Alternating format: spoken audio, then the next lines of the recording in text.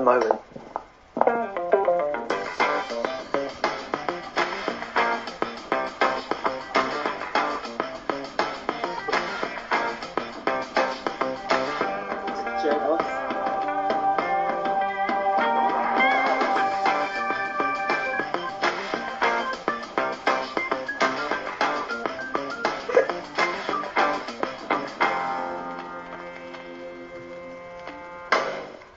And welcome back to Otaku News Live for January 29th, 2011, where we're going to talk about all sorts of interesting news and topics for this week. Joining me this week is the regular crew, Matt Dixon from the Life and Tims of Anime. That intro was awesome. Hello, it's a pleasure to be here as always. It's a pleasure to have you, and we have Miniman here as well. Alive as always in Matt's basement. The survivors camp will win. And RisingZan as well. In the glory of my baguette, I will eat you. No. Nice. Nom, nom, nom. It's a really Yeah. yummy baguette, very fresh. Okay, No. fair enough. I mean, baguettes are awesome. Mm. They're not otaku, though. But they're not otaku. But that's okay. Those they must be eaten. You see, That's why we eat them. we're accepting people. We accept lots of different things unless you have child porn. But we'll get to that later. First off, want to talk about Just Funimation. DVDs. Funimation suing leaked One Piece users. One Piece torrenters, in fact. So Funimation basically announced that they were suing exactly 1,337 folks on BitTorrent who were torrenting episodes of One Piece. They Specifically, just got lulled. indeed. Specifically, episodes have obviously already been released since they're kind of simulcasting it. The request sent out to people was mainly asking them to stop seeding, delete your copies, but they will also seek damages as best they can. They are suing by IP address, and AnimeNewsNetwork.com has a hash. So if you want to check your own file system for a particular file that you may have, you can check and see if you're one of the ones affected. What's interesting partly about this is that it comes on the heels of the whole thing with Fractal. That was basically concerned that that Funimation was not pursuing their stuff against fan subs, and now apparently I don't know, maybe Toei came back and said the same thing to Funimation and said, hey, if Fractal can stop simulcasting, we can stop simulcasting One Piece. So, get off your butts and do something about One Piece. So I don't know, maybe that was the back end, but definitely kind of a surprise to people that Funimation went that far. It's hard to straight away get the idea of if this is a good or a bad thing. It's obviously a bad thing in the eyes that now that one company has gotten wind that they can do this, every company might do this. Mm-hmm. But at the same time, it's a good thing because it can it's going to promote more people buying anime.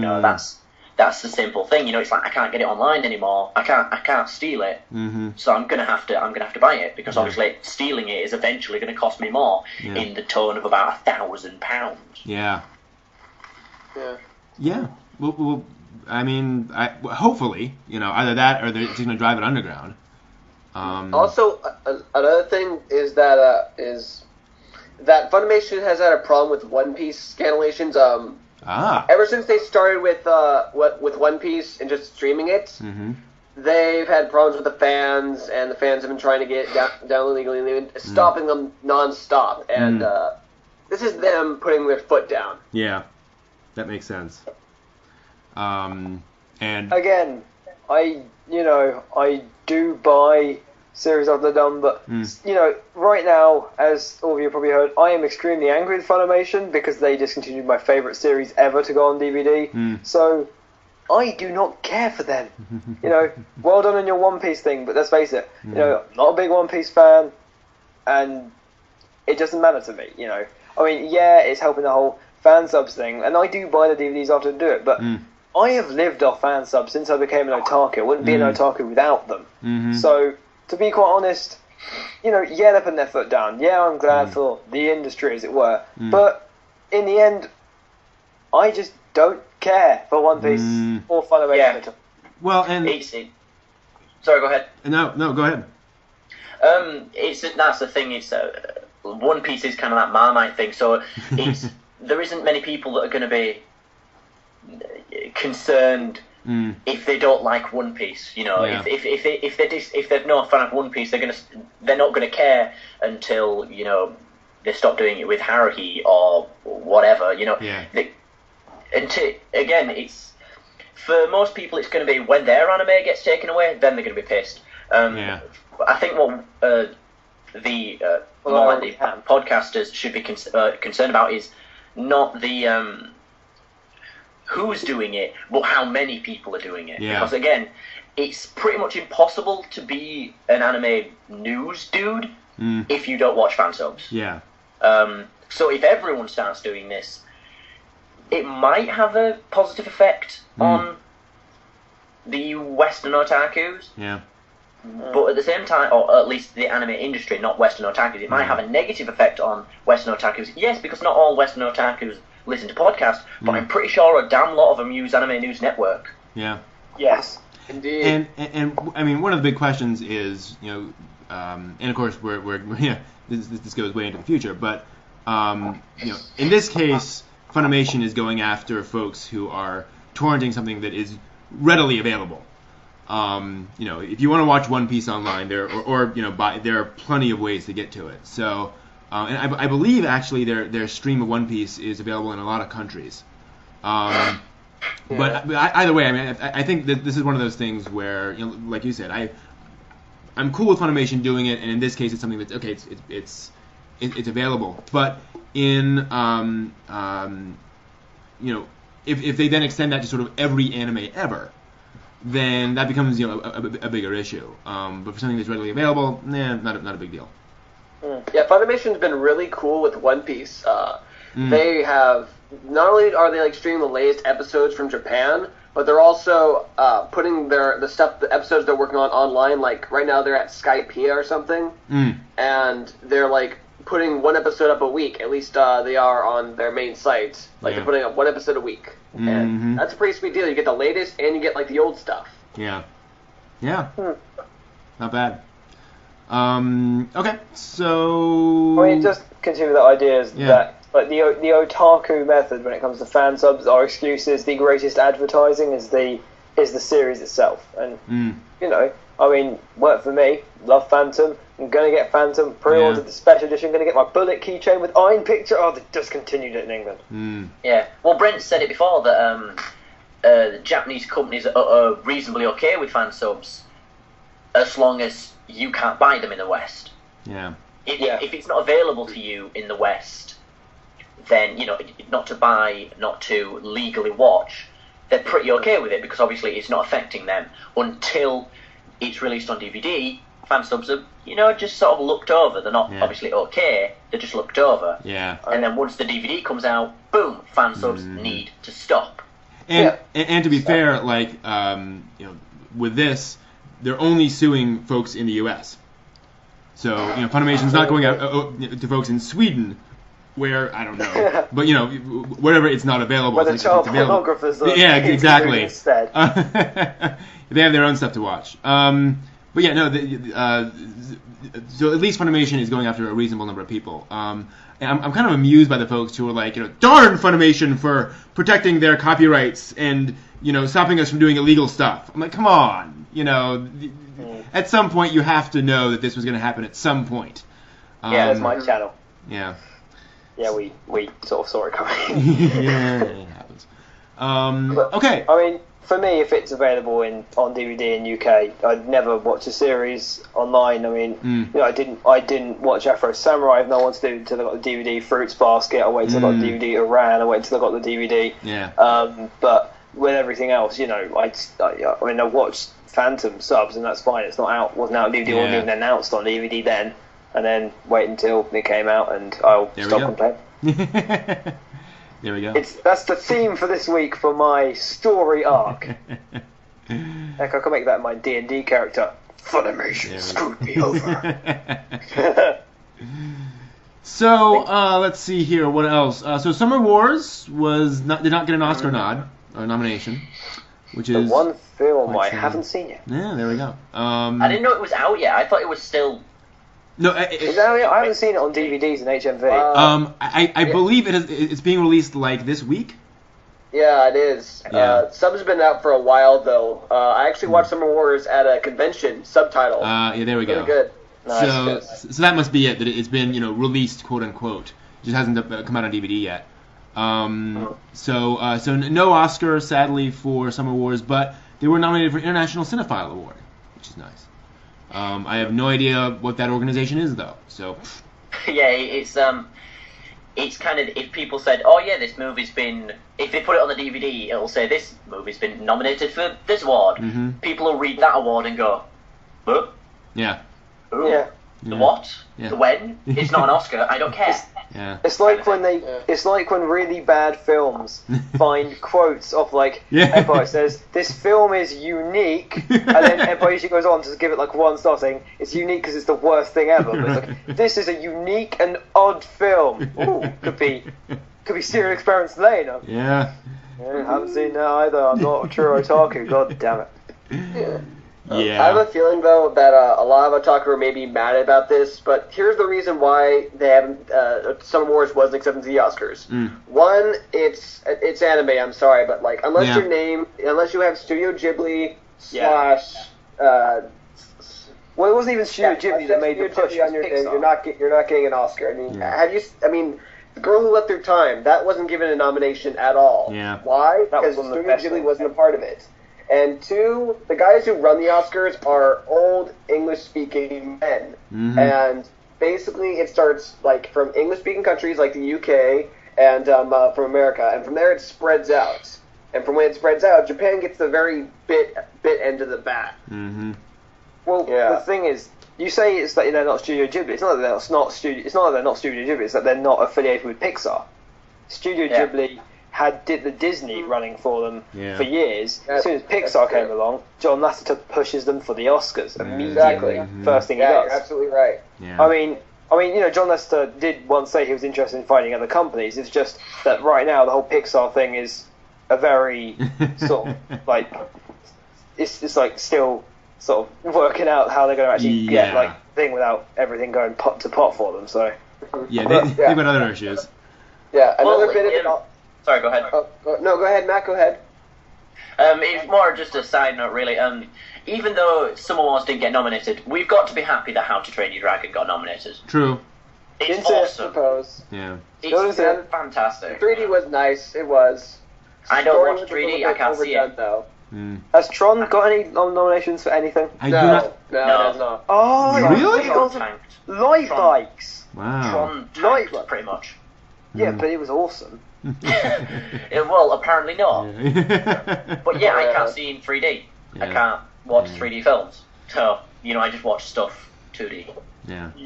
Well, original Tron didn't get any attention either, so it's like. Well, yeah, no, it didn't Tron get was attention really low level. No, the reason the original Tron didn't get any attention is because that was the first time computer generations had been used in a live-action film, and they were going to put it for the best special effects, but they were banned for cheating. Yeah.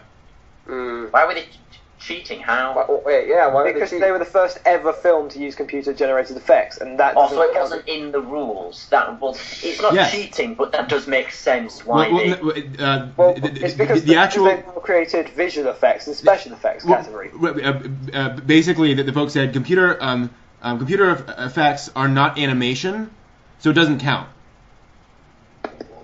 It was really weird. That's silly. It was very silly. I mean, they came out with this thing saying, we don't know what computer graphics are, so you don't really fit into any category that we have.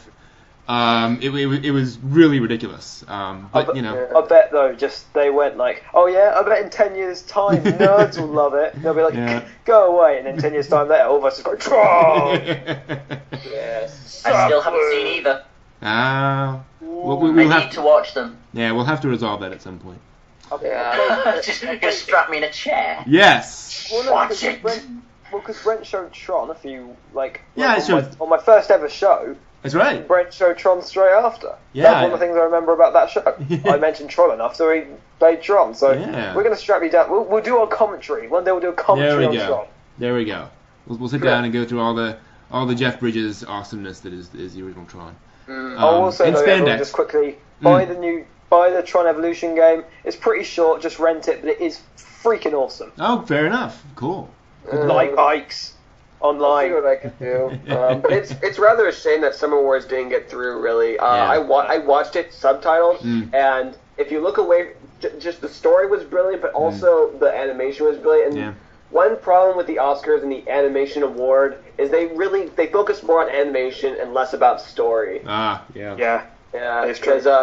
Because no offense, Matt, How to Train Your Dragon, beautiful. I love the 3D. Better than Avatar, I'd say.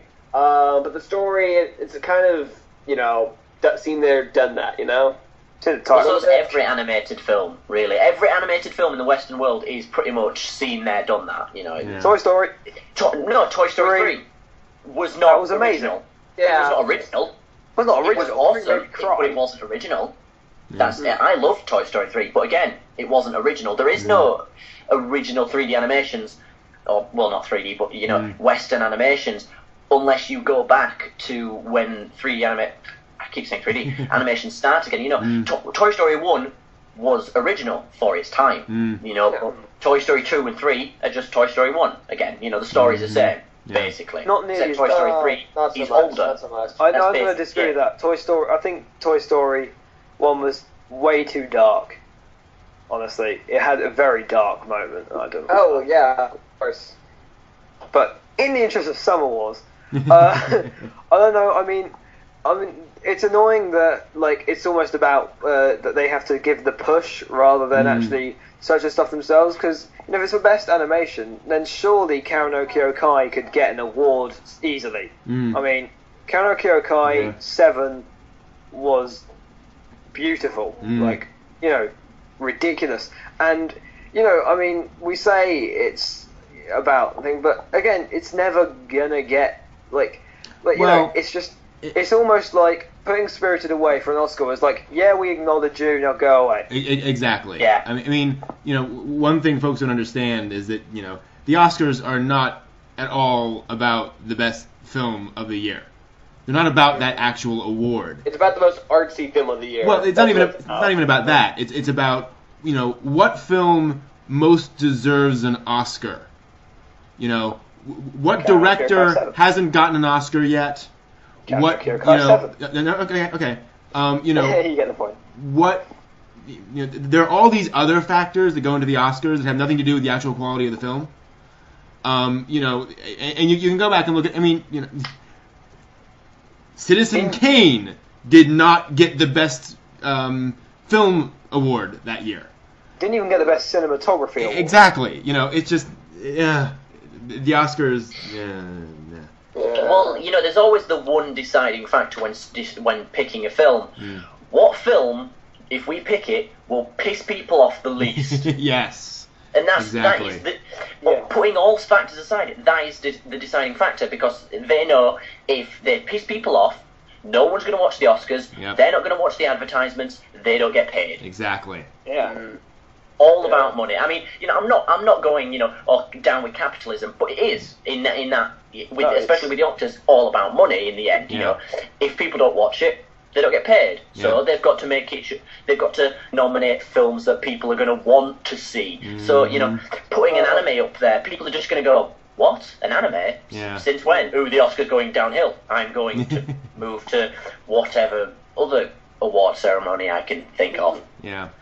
Well, I don't quite agree with that, because really the guys who are in charge of the Oscars, they're really more artsy-fartsy people. I mean, if every year... but who watches the Oscars? Artsy-fartsy people. Me? Yeah. People that appreciate film. So exactly, if it's artsy people picking the rewards, they're going to pick the awards to people that are also artsy, that agree with them. But what's odd is that we say that, and yet District 9 bombed at the Oscars. Yet it won everything else, and yet the Oscars, it didn't win much at all. I mean, it was, and this was District 9. It had so much going for it. I mean, you say it's for the most deserving, and often the most deserving also comes with that other company that almost went down and then sort of. But the other side of that too, though, is the Oscars don't like science fiction or fantasy. No, they do not. They don't. Absolutely do not. No, it's unfortunate, but it's never been popular in the Oscars. The worst thing is it's speculative fiction. So yeah, exactly. But but it's an offset of it. It's annoying, and but all award ceremonies are going to have their extreme problems. I mean, look at what happened to the Spike VGAs. First year, we're going to pick the best stuff, and then they bombed. So then now it's just who wins. Well done, Call of Duty. Well done, that. Best new IP? What's Bayonetta and Vanquish? Go away. Well done, Call of Duty. You're not new, but you count. Well, it's like when it comes to awards with anything, film, music, anime, probably the best way to judge a film or anything is by the individual ratings given by magazines. They're still biased, yes. Excuse me. But, how many 5 stars has it got from all these magazines? They might be unknown magazines, but that's still more of a basis than a large company that is picking them for money. The magazines aren't picking them for money; they're just reviewing it, so they have. Nuts magazine doesn't count. What they put in the review doesn't matter because you have bought it to read the review. Obviously, obviously they can't piss people off too much because again they've got to get money too. But written reviews are a lot more honest. And they review each individual film. Well, every film gets its gratis. In the Oscars, 4 films do. The nominees, and then the one winner. Well, I mean, to be fair, magazines are also trying to pay incredibly biased and want to get money as well. Yeah. Yes. Well, I mean, I was going to say, look to sort of more indie reviewers, but like online and on YouTube and stuff. But as I've learned as of recently, especially since we had the anime executive, if you want to be popular, you can't express your own opinion. You have to just agree with everyone else. Yeah. And the reason that people like me, in terms of the indie reviewers, totally bomb is because we're honest. If I don't like One Piece, I'm allowed to say in a review, I don't like One Piece, and then people unsubscribe to us. Yeah. It's a stupid system. If you're going to go against the norms, you have to do it right. Like, just to give an example, a video game reviewer, he's moved on to video game reviewing now, Total Biscuit, or on YouTube, Total Halibut. He is brutally honest. He puts himself forward as a shock jock show. That's the point of it. People watch it for the shock. So they disagree with him and they enjoy disagreeing with him. He's a professional troll. That's the point of him. And if you're going to be against the norms, you've got to do it right. You've got to do it so extreme that people like seeing you dance around your cage throwing poo. Yeah. I mean, I think the only one that's ever sort of almost counted towards actually having the right balance of opinion, there is has anyone ever heard of Zero Punctuation? Yeah, of course. Who hasn't? If you're a nerd, you have to know. He's absolutely if you're a gamer, you need to know. But the thing is, so Ben Yossi Croshaw, and also he owned the Manor Bar, and it was in Brisbane, so, hope that's going well, Ben, if you're not watching the show, which you aren't. But, good luck, Brisbane, by the way. Sorry for all you guys. Oh my god, you've got Mogworld. Who doesn't? Sorry. Who doesn't? I don't have money, sorry. That's awesome. But thank you. I'll watch it. Read it. But basically, he does a reviewing show called Zero Punctuation, and the whole point is that, he hates most games, but he hates them for the right reasons. Like, he actually, it's not that and also he gets to the point where he's not even nitpicking. Like, if he's nitpicking, he says it, but he expresses his opinion honestly, and he just goes, look, I do not like this part of this game for this reason, I have my reasons to hate the game. Sorry. Well, and the other side of that, I have a rather significant opinion on that. I just hit 250,000 views on YouTube. Nice one, congrats. Thank you. And and I express my opinion honestly. There are ways of doing it. The problem is it's really we did it wrong. That's why. Well, no, it is. It's incredibly hard to do right, and there are also. I've done it wrong a lot of times. I've self-censored. I've done things like that. But honestly, every time I've said I've been emotionally involved in a review, that review gets a lot of hits. My most popular video by far is my review of Gundam Unicorn Volume 1, where I just kind of said, I love all of this! It's all awesome! And it's got like 13,000 views or something. Well, I think probably it may just be the case. I mean, I think I honestly really felt this when I was reviewing, and I will get my channel on when I get the Always Review Centre going with the new Xbox update. But basically, I think that probably with us indie reviewers, when we start, we look at other indie reviewers, and I think we always subconsciously hold ourselves back. Yeah. I mean, I did, and before the Always Review Centre Anime Executive went, I always regret that I never think I did a fully honest review. Like I always think I truly hated that moment, but maybe I was just trying to be nice and so I didn't, truly despise it. Yeah. I mean, it's the reason I never did a review of Code Geass, because everyone loved it, and my opinion was just, this is the worst thing I have ever seen. Yeah. Oh, also, just a quick note out to all reviewers ever. If you're going to review Romeo x Juliet, especially you, Joe from Desu Des Brigade, I don't want 5 minutes of Shakespeare quotes that have nothing to do with the anime. Okay? Yeah. It's literally, Desu Des Brigade, they do the intro to the whole anime, and then it was literally 5 minutes of just, in this fair Verona, shut up and review! Yeah, it's one of my big issues actually with a lot of reviewers is they don't actually review the thing. Yeah. They talk about other stuff. Oh, sorry, go ahead. Yeah. No, that was it. All right, okay. Just another point about the the shock jock thing. I got a message. Congratulations. The episode of Life in Tim's that we reviewed Tante Opera Milky Holmes. Ooh, that was awful. I'm sorry for that. I swear too much. By the way, the statistics on Podbean are, don't show up correctly on the website. But anyway, that episode got a lot of hits. A lot more than everything else. Well, because we yelled about it. We didn't like it. We hated it. That's the thing. That's why I pick certain animes. That's why I picked Mitsudomoe, because I thought it was going to be awful, so I could say it was awful. Because people like hearing you yell. People like hearing you when you say you dislike things. That was actually the reason I bought both DJ Hero and Connect, and I adore DJ Hero. When I bought Connect, I was like, alright, let's ruin this and sell it back to Game. I'm enjoying this!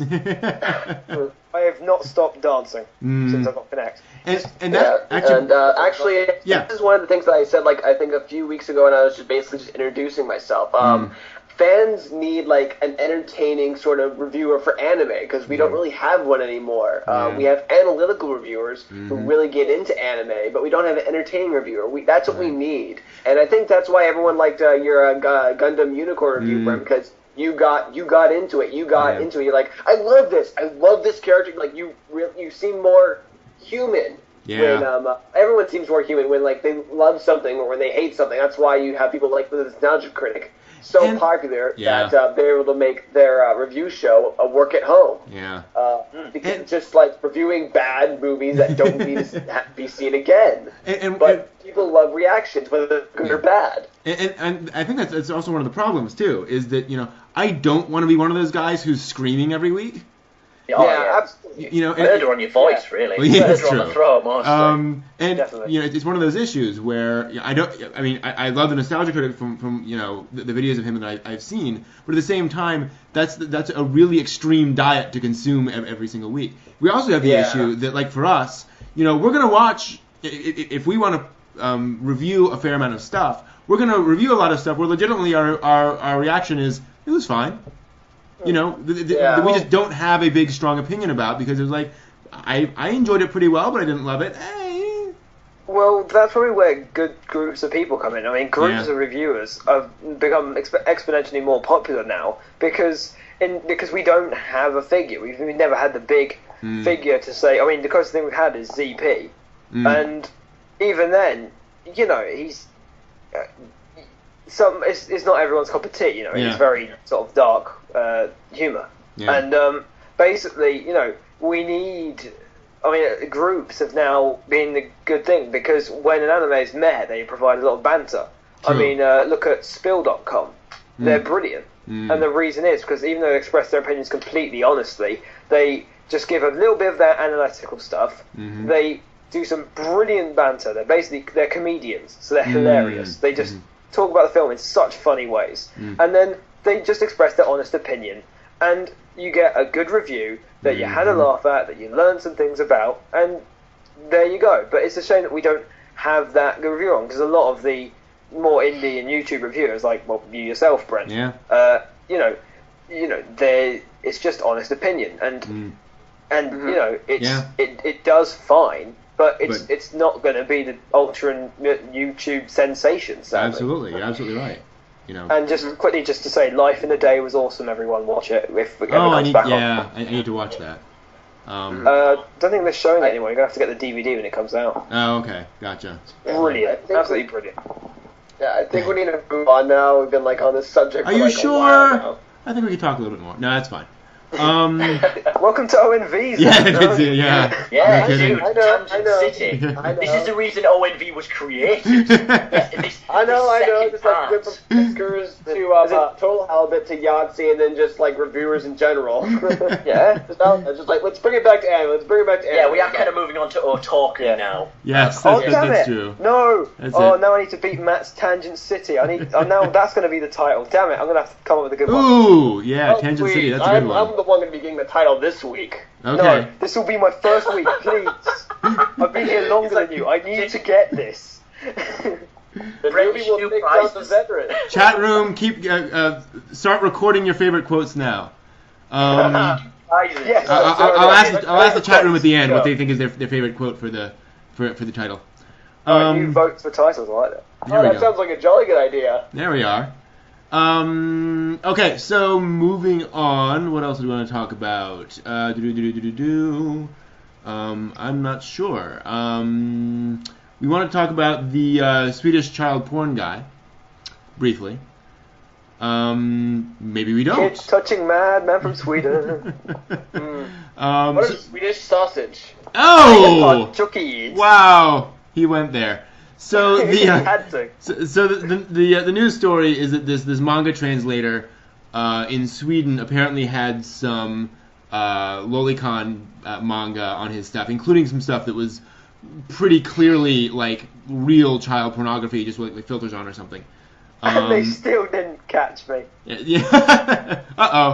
And now you said it live on the internet. So he had 51 images on his computer, and 39 of them were manga. At least it cannot determine that 4 of the images depicted children, literally children. And some of them were not legally pornography. But the rest of 39 were child pornography. I take that. None of the images actually depicted real children. I take that back. So no filters. But they were actually clearly, pre-teens basically. Now, originally he was fined $3,900. The fine was lowered to $860 U.S. equivalent. I think you should go back to 1337 just to keep the theme. There we go. Welcome to the League Club. He translated over 80 volumes of 2 different series. I don't mention which ones over the last decade. But as soon as this news broke, the company sort of said, "Okay, we're done with your services. Thank you very much." Well, can I just make one thing clear? Yeah. So was it all basically manga and anime pornography, or was there real human people, children? Well, it says none of the images depicted real children. Right. Okay. That does actually change my argument. I'm not clear that it's all manga, and I'm not clear, exactly what that is. Now, I will say that clearly they did review all the images, so it wasn't just, oh my gosh, there's something that looks like a child in there. That was an odd I give him 3 stars. I bet they have to smoke a lot of dope to get over that one evening. I just feel so bad for what I said. What about their wives when they got home? What if one of them had plans and the other dude was just all he could think about what he was doing? It's sorry, honey. As the poem goes, the best laid plans of Swedish and porn. Wait, let's do that. You just keep trying for a title now, don't you, mate? Yes, I am. Come on. All right. Oh yeah. Also, the chat room doesn't seem to be getting it. If we say something funny, write that funny thing down in the chat room, and that could be the title. As in, Exactly. no red versus blue quotes, no Spike Spiegel, he is awesome. Just everything we say, and Skorgenborgen Jorgen, I will do this. I will win. All right. Well, the only thing I can think from this story is they had a serious porn dunka. Oh no! Wow. That's a good one. Oh, I shall take you down, Miniman. Hey, I Wow. already have the title. I'm okay with it. Yeah. I've already done it twice. I don't have to care. You and your Bob the Builder hat, Matt. All right. So, let's move on to something that I want to talk about a little bit, which is this. Wait a minute, did we actually discuss the story rather than just tell people about it? Not really. no, we just. Well, then sort I of just have chatted one about point about it. Yeah, sure. This is slightly controversial, and I don't agree with it wholeheartedly. It's just I'm sort of leaning to this side. If it is simply hentai, it is not okay, but it's okay in moderation. As long as there are no malicious intent behind it, you have no plans of doing it. In reality, making these fantasies a reality, yes, it's okay, but you might want to get it checked out. Obviously, you might want to curb your interests somewhere else. I'm not saying keep doing it forever, but just move on eventually. Try and tone it down. Right. Like smoking. Yeah. See, I'm not, and I basically I basically agree with you. I mean, my view is, the problem is that which we watch and consume ends up becoming a part of us. So, if you're... I'm sorry, can I just say that the way you guys have said this sounds like it's an advert for, anti-porn nicotine patches. The way you watch and consume can sometimes make us. If we get softer and softer, we can wean people up. Call Keep your trying, doctor. man. Keep trying. Porno patch coming soon from Sweden. Side You gotta effects have may space. include. Oh, we're not going there. But basically, I mean, and as Matt said, this is something that over time can be an issue, because if you're spending a lot of time normalizing yourself to the idea of sex with children, that's gonna have some effects on just how you live your life. So exactly. The best thing to do would be just to find someone to, and this would be hard. Find someone to talk about it with, because obviously a therapist, unlikely, because you start talking about this with a therapist, there is a small chance they'll just go, right, I'm calling the police now. They can't. Well, they cannot actually. Oh no, it's doctor-patient confidentiality. Right. And they could be sued for malpractice. Right. Now, if you admit to saying, I also go down to the local schoolyard and look at the pretty little children, then they can, phone up somebody. They told me they would. He's already been down that road. You can absolutely go to a therapist, and if you're not doing anything illegal or something that will literally endanger somebody, then they cannot let anybody know that, including law enforcement. So absolutely go find a therapist. Sit down and talk to somebody. I say that I have been to therapy. I will say that right now. It's an awesome thing. I've been to hypnotherapy. There we go. It's a wonderful thing. It's a great way to work through any questions you have and just stuff to talk about. I had a very productive time talking through just here are my thoughts on this. What do you think? Here's how I approach the situation. Here's how I talk to this person. Here's my relationship. What do you think? It's a great reviewing is not therapy, Brent. No, it's not. That is very true. Kidding. As much as I wish it was. Anything else on that? I always find reviewing quite therapeutic. It can be. That is true. It's not. It can be. It is. You're getting your emotions out there. You're getting your opinions, whether someone listens to it or not. It's like I write a blog that I know hardly anyone reads, but I write it because then at least because I'm one of them people that doesn't like talking to people about it. So I just write it on a blog and I feel better. Yeah. Because anyway, getting your emotions out, especially even this, I'm just going to call it lolicon thing. This lolicon thing, just write it down. Write the fact that you do it down to yourself in a private diary or journal if you're really that concerned about your masculinity. But if you're watching Lolicon, you really can't be that concerned. Anyway, don't read Satellites' diary. Freezing! I'm being a little harsh on this guy now, and I'm not. Yeah. Just write it down, and then write your own thoughts about it, and then say, and then just write at the bottom, should I stop? And then you come back to it and eventually say yes or no. Yeah. If you say no, well, we're not going to go there. Actually, Mike in the chat room brings up a question. He says, if reading something or watching something makes you feel it's normal and okay, you are way too easily influenced. I disagree with that. Because that is how we are influenced.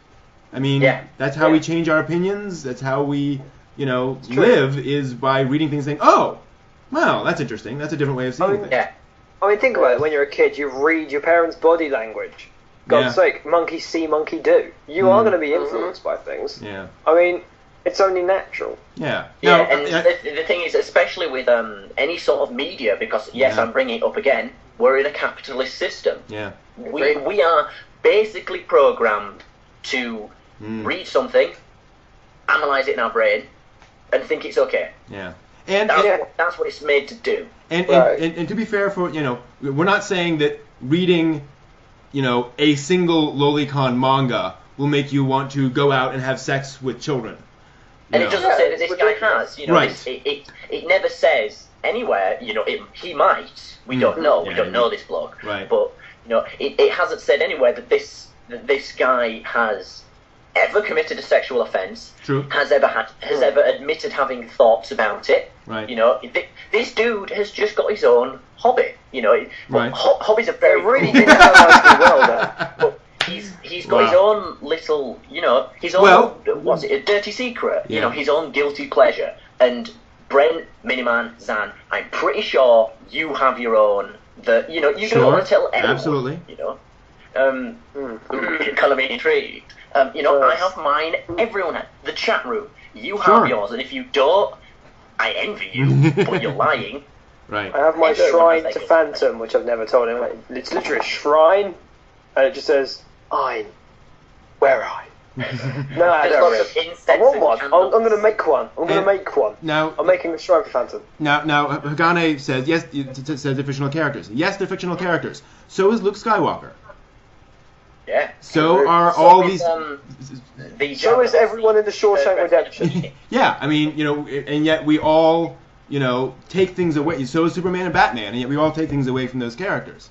Yeah. Moreover, yes, some characters in anime have unnaturally young bodies, and that's actually specifically why this news story said that they looked at the images and said, this isn't just someone who looks young. This is pornographic. Yeah. And like you said, we agree. It doesn't cause you to jump on the first little girl and boy. The issue we have. The courts are doing that. Right, I mean, they don't normally, and well done. Right. And you look, you listened, you learn. And I mean, the issue is with long-term exposure. Watching it once. And the thing too is, if you've got these, and it's one of the things about this particular case. If you've got these images sitting on your computer, they're not just in your browser cache, but you have an archive of these of these images. That's kind of a different thing than just having seen a lolicon manga once. It's kind of like, okay, there's something a little bit different than just, oh my, it's why, no, video games don't make you... by accident, then fair. Right. You downloaded it, you dick. Right. and it's like, no, playing a violent video game does not make you violent. However, if I had a 13-year-old and all he ever did was play games where you rip people's heads off, that would tell me something about him. It wouldn't tell me he's going to kill somebody, but that is an indicator of something. You ignore that at your peril. I wouldn't be surprised if he went out and did something stupid. Right, exactly. That's how it works. But just to... I think this is an important question to ask. Do you guys think this guy got the correct punishment? Do you think this was over the top? Not enough? This is to the chat room as well. But was this guy punished in the correct manner, or is he going to be punished in the correct manner? Mm-hmm. I really think... go ahead, yeah. I honestly think that... I mean, from what I've heard, obviously I haven't seen the entire full story and everything. Yeah. I honestly think there should be a section pending more of larger investigations of this, and just have more time to A, figure out the punishment, and B, check any other involvement. I mean, there are possibilities that there's work pressure or something in there, and maybe it's just his job. I mean, it could be research. Actually, unlikely. Possible. Let's make this clear. He's been fined $860. That's the punishment so far. That it? As far as I can tell. Then I don't think it was enough. I think he should be put into therapy. Mm-hmm. I don't think yes, that's a good idea. He should not be put to prison. That would be way over the top. But the fine, sure, that's fine, because there is a possible chance. But maybe they should lower the fine, halve it to $400, and put him in therapy. I think therapy is, you could remove the fine and just put him in therapy. The fine is there because therapy isn't exactly a punishment. Right, exactly. There is a fine there to give you a finite reason not to do it again. Exactly. Or you're just going to, you can't say don't do it again, or you'll be sat on a couch talking to someone about your problems. That's not exactly a punishment, So the fine is okay. They just need to put you in therapy. That's the main thing. Therapy is needed. Yeah. Well, I mean, you first. Okay. This whole conversation I've been silent mostly because well, for starters, I only have a basic of what you guys are talking about. And second, when I think Lolicon, I think something a little bit lighter and a little bit different. Because the Lolicon I'm used to is basically with my little sister, and she actually, she's, still growing, and she reads manga also. And usually the manga that she likes and the couples that she likes is like with the young girl, but also with the young, responsible kind of young man. Okay. And there's nothing dirty with the couple though. It's just like it's a very sweet, like the older man's like the bodyguard, and the little girl's like the princess, or something like that. So that's non-sexual. the that I'm exposed to. Like Code Geass, for example. If you remember R2 with the Chinese princess, like that. Yeah. So you're talking about stuff that's non-sexual. Yeah. Okay. That's not what we're talking about. Yeah, I understand this stuff is sexual. But just like I haven't been exposed to Lolicon that is sexual. Okay, yeah. So that's why I'm kind of I'm not. That really was just involved. a word I was using. I don't know the word to use specifically, so I just use Lolicon as a word instead of sat there, thinking of wording it in the right way. I was just using Lolicon as a quick thing to get it done. Because honestly, I don't know if it's Lolicon. The best word to put it is child hentai. That's probably the best description. Or lowly hentai. Yeah. Because it would be hentai lowly. Yeah. That would make much more sense. Yes. Yeah. But yeah, Zan, do you think he's been punished correctly with an $800 fine? Just an $800 fine. The fine. Yeah, I am sort of influencing a matter. I'm like, just an $800 fine. It's not enough, is it? Yes, again, really a very British thing. Yeah, really, obviously he does need therapy of some kind. Problem is therapy isn't cheap if you know what they charge by the hour. Yeah, well, and that's the thing, is that this would be paid for by the state. Yeah. But it's What tough. do you think, man? And one Sorry, I'd just like to congratulate Ashlings there for the ToddlerCon joke. That was epic. That was actually epic. So, and one of the issues, and getting back to the fine, is it is important to understand that you can go to therapy and just sit there. If he doesn't want to get better, then he can just go to therapy and just he can just stream random stuff. So there needs to be some punishment, and also the rest of society needs to know that they're not just saying, oh gosh, you have these images. Well, go off for 4 weeks of therapy and sitting in a room, and that's it. People need to understand. There's a saying: justice needs to be seen to be done, as well as it needs to be done. So there's that as well. And again, with the therapy, yes, he could just sit there. But a lot of from doing psychology class that we have at college, we do learn this kind of thing. That a lot of governments now will say, right, if we don't see at least an attempt from you, if you just sit there, we'll just give you another fine and extend the therapy. They have done that. Yeah. And if they did that, I'd be 100% alright with it. Because yes, this man might not want to get better, but he can at least he can at least try in therapy to, if not improve his, or improve this problem. Just improve any problem. Yeah, it's certainly better than the alternative. Do something. Yeah, it's certainly better than the alternative. No question. I totally support that. Because it would be totally unfair to just throw him in prison. Yeah. Putting aside the fact that most prisons around the world are already too full. Yeah. For throwing people in prison for petty things. Yeah. But sorry, go ahead. Yeah. I just wanted to point out, someone brought something up in the chat room that there are, far fewer reported cases of rape and child sexual molestation and things like that, reported in Japan per capita than in America. One of the problems with that is that Japan has a strong taboo against reporting sexual violence and sexual molestation to the police. Those things are often just kept within the family or just not reported. It's simply a social, cultural thing that a lot of, if you read up on some of the, societies against sexual violence in Japan, they will say, this is a major problem that we just, we can't quite get past yet. So it's one of the, and unfortunately, we just don't have any numbers. We don't know if it's much lower, much higher. It's just we don't know. Yeah, and the thing is with reporting it is, as someone actually said this to me, it makes a lot of sense that crime. Just an example, crime in England. Crime in England hasn't exactly increased, or it has increased since they started reporting on it. But before they were reporting on it every other day in the news, another man has broken into someone's house. Who cares? But anyway, before they started reporting on it, the crime was still there. Crime was still happening. It's just as soon as they started reporting on it, again, moving on to the capitalist system, it's in people's minds, and then it just, the little voice in the back of the head says, maybe we could get away with this. Right. And that's one of the reasons why it's increased. The thing about the most stolen book in all of the world is the Bible for a cheap thrill. Yeah. In terms of punishments for this guy, it totally sucks that Dokuro-chan is fictional.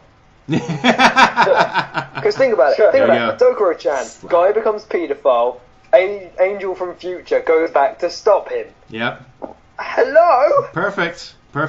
It would be a very good punishment to watch yourself have your own legs blown to pieces and then watch them miraculously heal. Over and over again. But still remember the pain. But again, Angel Beats. If this was true, I would not condone that punishment for him. For him. To answer... wait, hold on, guys. Wait a second. I need to answer a question. Twice.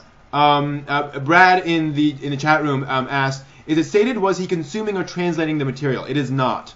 We don't know how he got the material or what he was doing on his computer. Presumably, he had only been translating 2 series for this company over the course of 10 years. So presumably neither of these series contain that kind of material. So we don't, presumably this is not part of what he was translating. It was separate. But good question. Good question. 2 series in 10 years. Yeah. Must have been doing One Piece or something. Is that all it states, or is it that it's in the latter part of the 10 years and just saying 10 years to make it sound worse?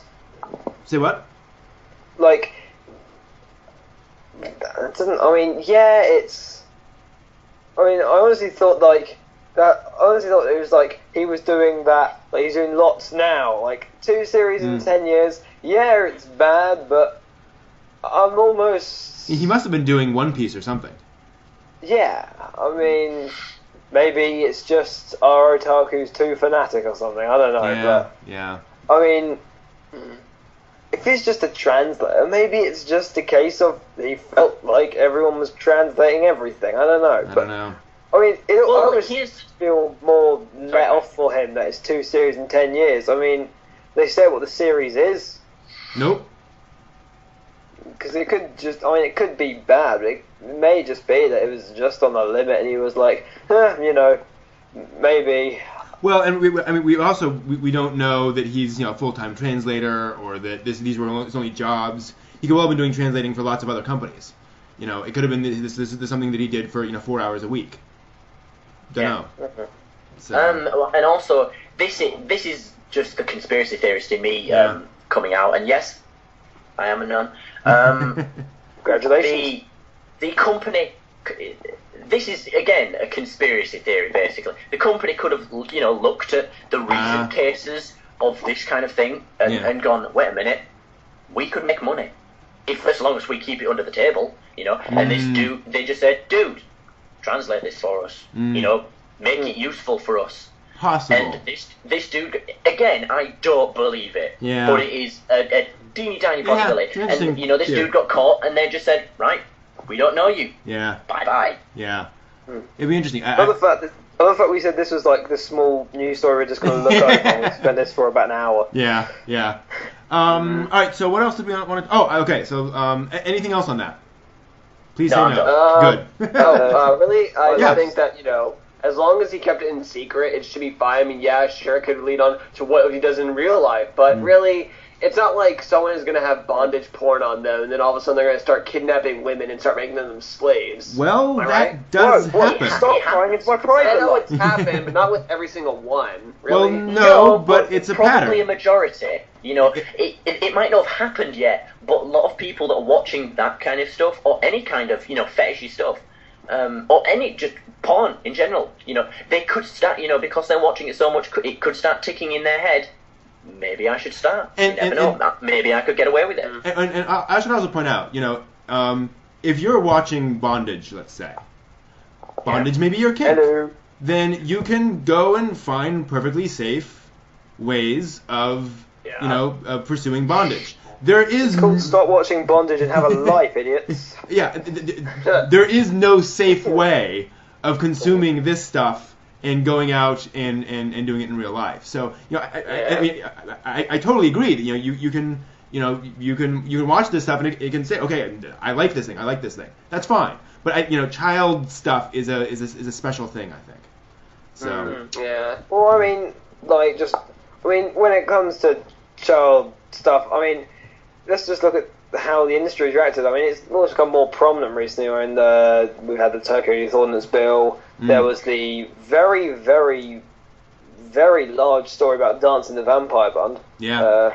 I am still annoyed about that, by the way. I'm like, yeah, there was one small shot, and yeah, it depicts this vampire sexual situations, but, I mean, I think there's almost that idea of the whole think of the children thing, and, I mean, sometimes I'm very annoyed that there are people who are under... Because when it comes to games, I never want to really buy 18s or stuff like that. Because I'd like to buy games myself and get to the legal system. But it's sort of the same with anime for me, apart from Afro Samurai, but that's because that's Samuel L. Jackson, forgive me. But, I mean, if we just look at it, I mean, it's a shame that there's the whole idea that people were going to be influenced by things. Because, you know, narratively, with the whole Dancing the Vampire Band thing, it's okay. I mean, look at the narrative of it. Well, and that's, it's fun. And that's the thing. You know. I mean, Dance of the Vampire Band. You know, at least the manga, which I only watched like the first couple episodes of this, but you know, the manga treated that very respectfully. You know, and the only problem shot which they actually came up with was on the second episode, and even then it was darkened. It wasn't that bad. I mean, yeah, I think I know what you're talking about. And I mean, what's frustrating about that is I see why people have a problem with that shot. You know, I don't agree with the result, but you know, my frustration with that is, you know, that shot didn't really help. It didn't really do anything to tell the story. And I've always been frustrated with that because I was like, you could have avoided all of this by changing the camera angle. You know, by showing a slightly different portion of it, and it's just very frustrating. But you know, you're absolutely right. There's going to be that one dick who just does a total Toriko deep video on that shot. Sure. I mean, in the end, someone's going to find an argument against it. In the end, I've always considered that the entire anime is the anime itself. Every shot will count towards the anime. And in the end, that shot was there. Yeah. And it was the problem shot, but I don't have any real problem with it because it just, you know, it happened. Yeah. I don't get, you know, and it's not too hard to edit out one shot. I mean... Yeah. And let me address one other thing here that Mike pointed out. Mike says, think of the children, but how could this happen if parents cared in the first place? Parents do care, but think back to your own childhood and teenage years. How much did your parents know about what was going on in your life? It's true. You know, about 1%. How much did they know that you were doing? Did they know all of the stuff that you were doing? I mean, for example, Parents- my parents haven't found the bodies yet. Parents can My be parents haven't found totally Miniman yet. parents can be totally involved with their kids, and kids can still get away with a lot of stuff. It's one of the reasons. Definitely. It's one of the reasons why we have. It's actually what I'm going to talk about in the next story is that we have laws restricting children's access to things because sometimes children act on their own, and parents can't control every single aspect of their children's lives. We need somewhat, larger restrictions rather than saying, okay, children can do anything. It's the parents' responsibility to filter out absolutely everything the children can possibly see. Ain't gonna happen. Yeah. Yeah. Before we move on, can I just make one final point? No, you may not. No, go ahead. Right. This is just on the thing that Zan, watching things can make people do seriously crazy things. And honestly, I'll just go through this real quick. Fans of Twilight. Okay. When they see... Yes, I know, I don't like it either. But Didn't someone assault Robert Pattinson and try and put his mouth in their neck? No, that's similar. What a huge amount, and there's tons of videos on YouTube, tons of amount of Twilight fans, when they see Robert Pattinson, run up to him and take out a blade and cut their own neck and ask him to drink their blood. Yeah. My hypnotism has worked. Yeah. Zan, if a non-pornographic medium can do that to a young girl, porn can do much more. Yeah, that is the issue. So, watching it enough will get you to do anything. Yes, these thousands of girls that have done it, and I do say thousands, it might be a little tapped. Yeah. But still, everyone is a little tapped. Yeah. So, anyone can be influenced. And, so I think that, saying that something over time can't influence someone is wrong. Anything can influence anyone over time. Right. Done about this subject, I will say nothing else. Well, I'm not. I mean, you're also a psychology student. You know that in the vast majority of studies like this, they always have underlying mental issues. It happened with game addiction, it was underlying mental issues. Sure. Even the of insanity from the RAIN study, 1998, proved it was underlying medical issues. I mean, there may be influences from that, but, usually they're from toddler type thing. So, I don't know. I'm still a bit possible with you on that, but I don't know. And I hear you coming on that. And, I mean, one of my questions, too, is, okay, if we have a lot of folks out there with mental issues, does that mean that, they're screwed? Too bad. I don't. It's a tough issue. It's one of the reasons why we have these shows. Talk it out, and there are no easy answers to this stuff. That's kind of the basis of it. It's why I hate political cartoons. To go in a completely random direction. If you ever see a political cartoon, it simplifies these complex things down to one image. Well, it's not that simple. God. Yeah. So. But in the end, it's what it is, and for the sake of everyone's sanity, to the next story. There we go. Yeah, Matt, you blew my mind with that whole Twilight. That's amazing. I just doubt more impressionable teenage girls nowadays. And whatever, and please. I just found Right, reasonably enough of the intelligent. pedos, please. Yeah, but who trusts teenage girls, honestly? Yeah. Seriously. I don't. They're from another planet. And I don't trust teenage boys either, to be honest. I know enough, 14-year-old boys. Oh, sorry, bye. Not that kind of teenage. 16, you dick. Well, yeah, okay. I don't mean it, but I don't mean it. I'm sorry. Don't kill me. No, it's fine. Okay, so moving on. So we have this story about this library in Malta, which put manga the first 60 years on restricted access. Here's the book. Basically, this is a look at manga over the past 60 years and trends and so forth and so on. And so what this library in Malta did is basically they said, okay, this book goes in a special section where where if you want to check it out, you have to go and ask for this book. It's not, in other words, it's not on the regular shelves. You go up and you ask for it, and they bring it out, and then they give it to you. Well, folks started going nuts over this and saying this is censorship, this is book burning, this is just nuts. Now, I flipped through this book after this came out, after this was announced. I hadn't looked at it in a while. There's hentai in here. There's extreme gore. There's a shot of a small child having her eyes stabbed out with scissors. And blood going everywhere. Nice. Yeah, absolutely. Not nice. I'm sorry. 1, 2, 3, 4, 5, 6. Matt, sarcasm. I'm talking 7 pages in color of this girl with these blades coming through her eyes, and fully conscious. I mean, she's screaming throughout the entire thing. And there's other, gore and violence and so forth and so on. I'd like to ask what manga that is from. And lots of sexual situations. And we're not just talking. I mean, there's some stuff from Chobits, as examples, but also just some just stronger stuff. So I'm like, well, yeah, I wouldn't. If I were running a library, I would not just put that on the shelves next to Bleach, or much less Cardcaptor Sakura. I'd put it in the restricted area. So and as they said in the library, we have never denied a request for this manga, because it all comes from academics or folks who've heard about it and adults who are interested. So fine. That to me, I don't see the issue with putting this on restricted access. Yeah. Well, I can understand if they did it in Britain, because what they do over in Britain with things like that is there is a certain, I wish I knew the name of it, because there's just something funny about this one manga as well. The mangas, they're inappropriate for a younger audience, right, because they're wrapped in cellophane.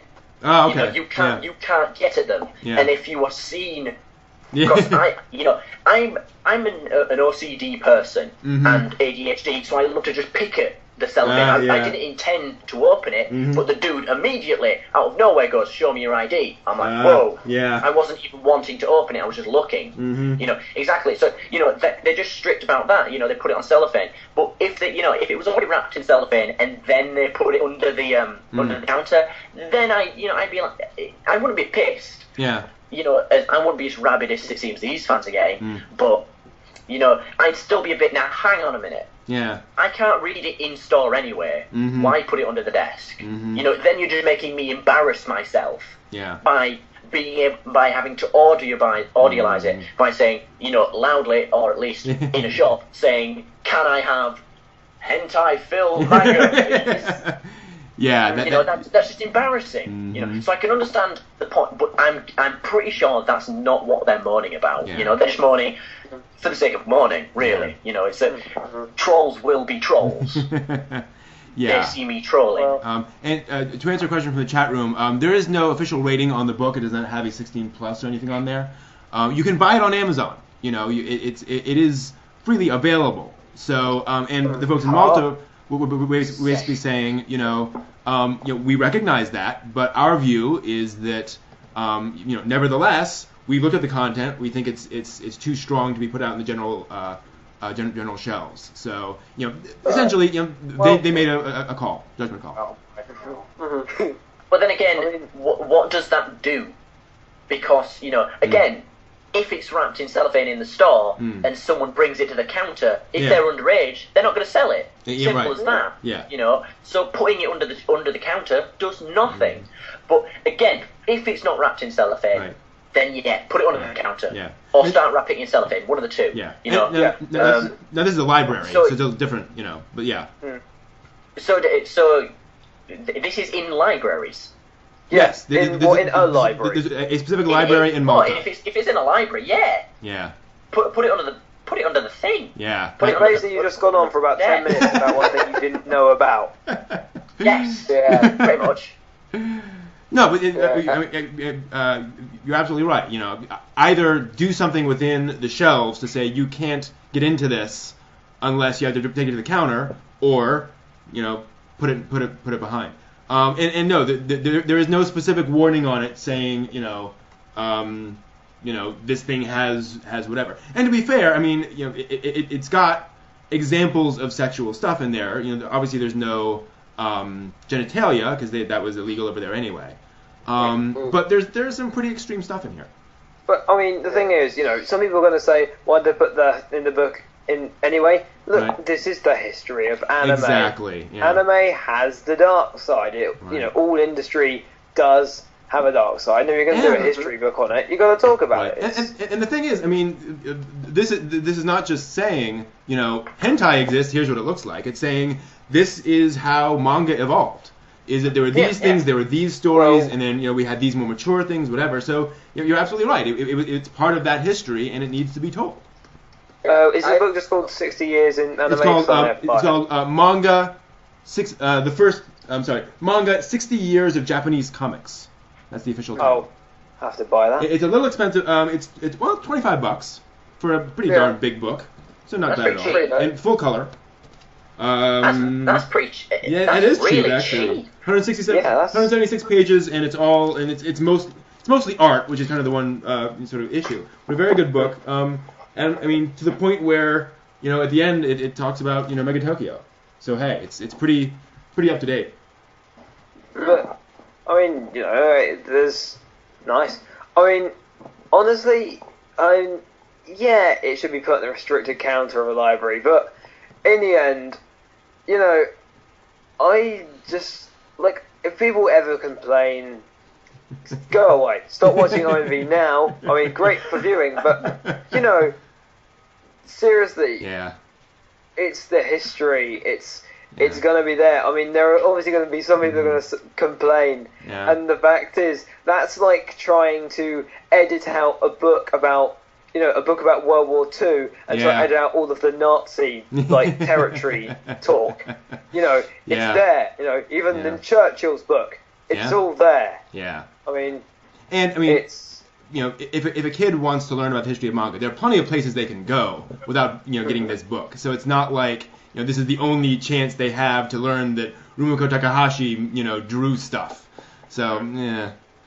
But also, quick, resulting in libraries and manga, just quick tip for everyone out there. Any of you have any manga that you're not reading anymore, donate it to your library. Yes, please. It feels so good. Yeah, absolutely. My library now is like 1 volume long. Just send it to your library. That's what I did when I was in high school, and I still do it today. It's great. Anyway, my take on this, though, really quick, is that I think they just misunderstood. I think they misunderstood for it being like them being quote-unquote racism, seeing it as like Japanese comics and ergo seeing it as hentai, and the people who like anime saw it as, oh, you're just being biased. Well, really, the book was gory. And they probably didn't know that. So I think it was just more of a misunderstanding.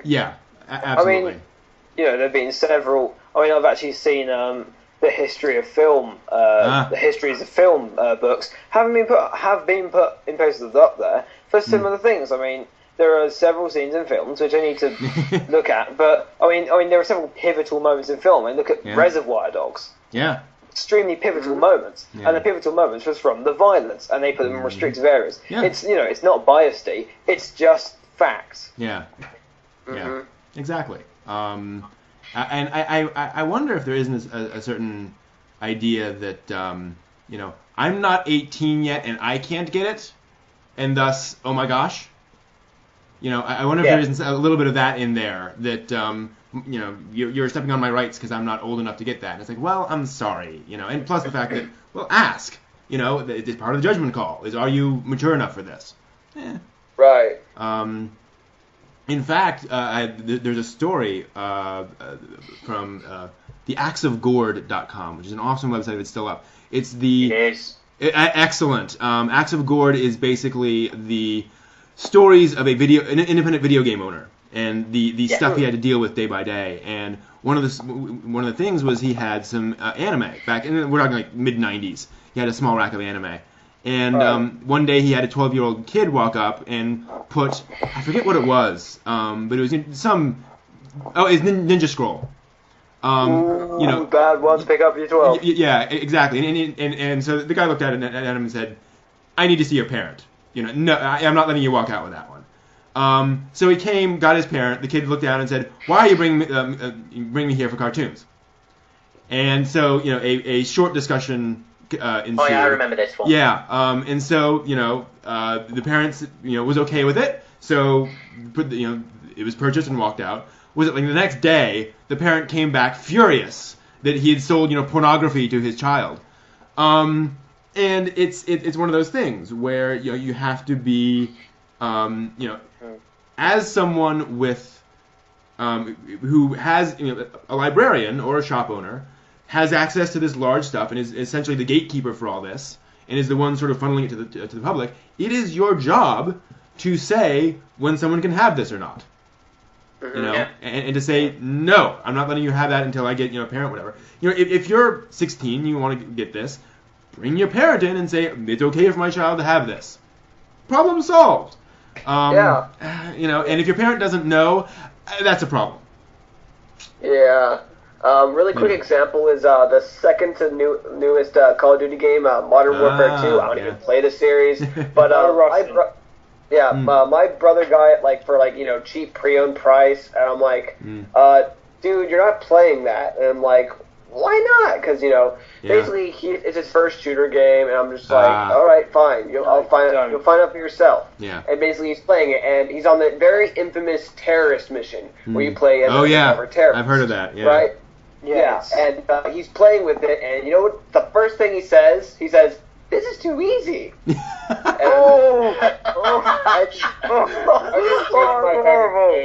And just like, I'm like, Cole, do you realize what you're doing? Yeah.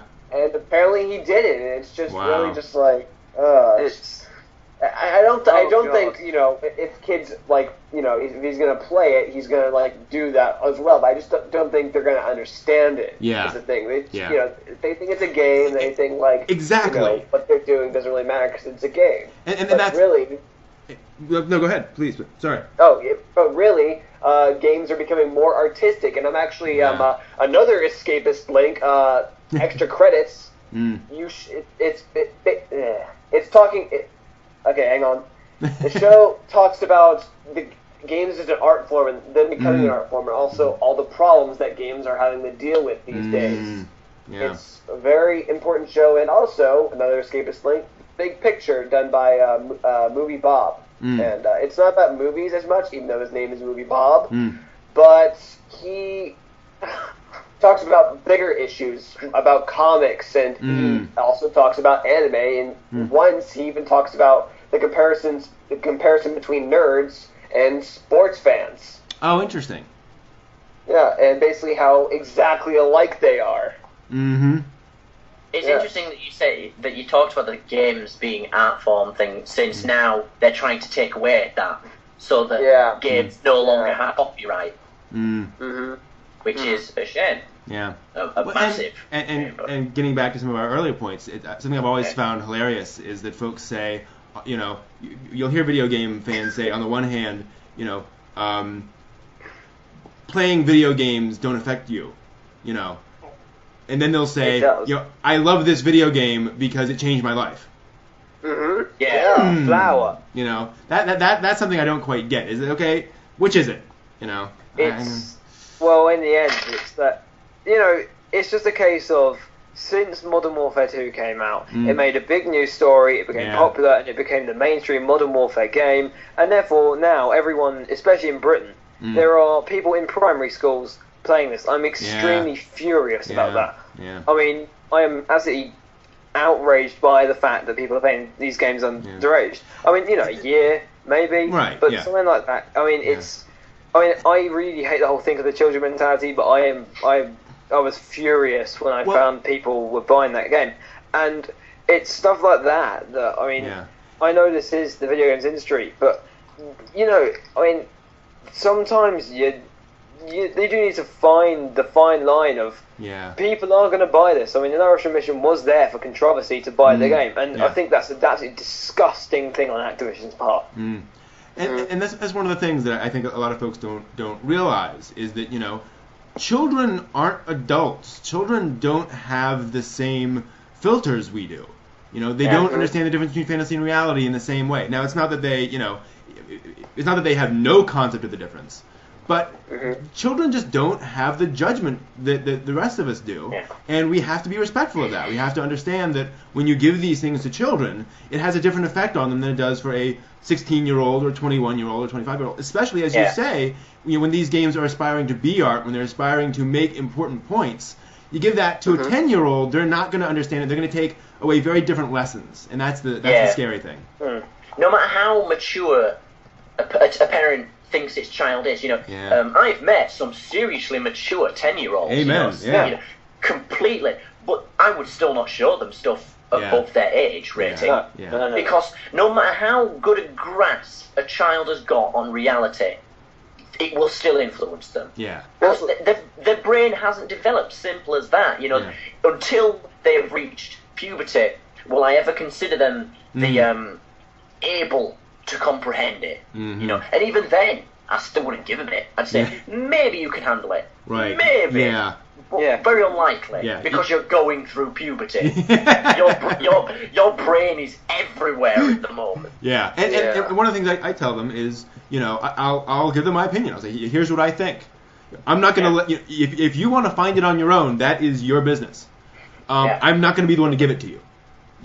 I mean, if we relate this to anime, I was actually influenced, especially in sort of, in just sort of live your life to the fullest type things, by Elfen Lied. I shouldn't have watched Elfen Lied at the time, I was only 14. But, in the end, okay, I've always admitted, I said wrong, I've watched it way too early, and, but what can you say? I mean, with something like that, the idea about the whole video games thing is that it's interactive entertainment. And the last thing I want to do is agree with that. But the worst thing is I am currently sort of agreeing. Elfen Lied, because you get emotionally attached to the protagonist, you actually sort of see... the thing is, if you watched the first 10 episodes and didn't watch the last 2 of Elfen Lied, then you would be influenced wrongly. But the people who are influenced by these things usually watch to the end, and it's nice to see in something like Elfen Lied that it does actually have a deterrent message. The ending is a deterrent. It tells you this is bad, this is what happens, and thank you. And then influence gone. I feel good, and you sort of, and with stuff like that, it's about the character arc. But with stuff like games, it's just turned into an absolute. Who can get the most money fest? It's not it's not a creative industry anymore. Vanquish and Bayonetta can do all they want to save it, but it won't. On the anime side of it, just the watching things too early. Obviously, I too watched something too early. The anime of my childhood, Outlaw Star. It's not as bad as some of the anime I could have watched at that age. But it's I shouldn't have watched it at 11. Here's La Blue Girl. Have fun. That's just the vibe I'm getting. At least myself, Miniman, and Brent, reasonably speaking from experience here, because Outlaw Star definitely had an effect on me. In primary school, I was way more violent than I should have been. The truth is out. Honestly. Yeah. But the thing is, also, if we consider ratings, ratings are done by themes, suggestions, violence, sexuality. However, ironically, narrative doesn't slot into them. Even in themes, it doesn't slot in. I can tell you now, Grave of the Fireflies would not be a 12 if narrative was slotted into that category. And I can tell you now that I always regret watching Grave of the Fireflies at 13. I was not prepared for that. I watched it again a few weeks ago, and now I understand the pain. I understand and I still cry when I watch it, but at least I understand all of the sort of things here. I understand there's actually a sexuality to some of the characters and stuff like that. Well, there we go. Yeah, it's one of the things that frightens me is that in Japan they show barefoot gen in elementary schools. For those who don't know, barefoot gen. Seriously? Yes, they do. For those who don't know, Barefoot Gen is a very accurate animated version of showing what happened to the folks in Hiroshima when the bomb dropped. It is the 3 days before, leading up to 3 days after the dropping of the bomb. and you watch a family and you watch a kid, and then the bomb is dropped, and you see what happens to the people around him, and you see what happened to what it was like living through that. And it is extremely painful to watch. It very intentionally. It's a fantastic film, and it's very interesting. But it's something that, you know, watching a little girl melt in front of your eyes is not something I would want an 11-year-old to watch. I mean, it's just kind of like showing in Tokyo Magnitude 8.0, isn't it? Right, exactly. You know, and although, if you are 15 or over, everyone, please watch Tokyo Magnitude 8.0 because I would respect you all for it. Right. And that's the thing. There's a lot of this stuff that's made for folks who can grasp it. And this is what, you know, this is why I got into anime. This is why I think a lot of the rest of you got into anime. Mature, sophisticated storytelling. You know? Yeah. Telling us stories that make us think, that challenge us, that change. I mean, Grave of the Fireflies kind of changed my view on World War II in a lot of ways. Yeah. That's awesome. We need that, and we need to understand that that's made for us. It's not made for the kids who are also, you know, the Pokemon is aimed for. Yeah. It's a different audience. bit.ly/North Anime. Everyone. Now. I'm going to check. Did it happen? Did what happen? bit.ly/North Anime. What happened? North. Yes. If you go to the page is not found. What is it? So there is an anime called North. That, the Korea thing. Yes, the Korean thing. Oh, right. And now I do know it did get funded.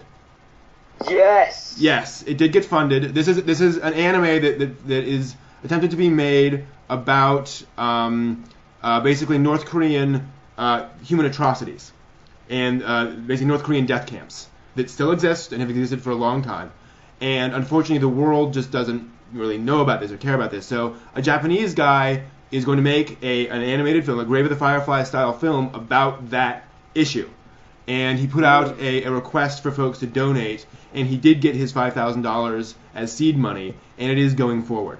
That's very good. That is awesome news, because we need more stuff like that. Yeah. Well, just a quick point.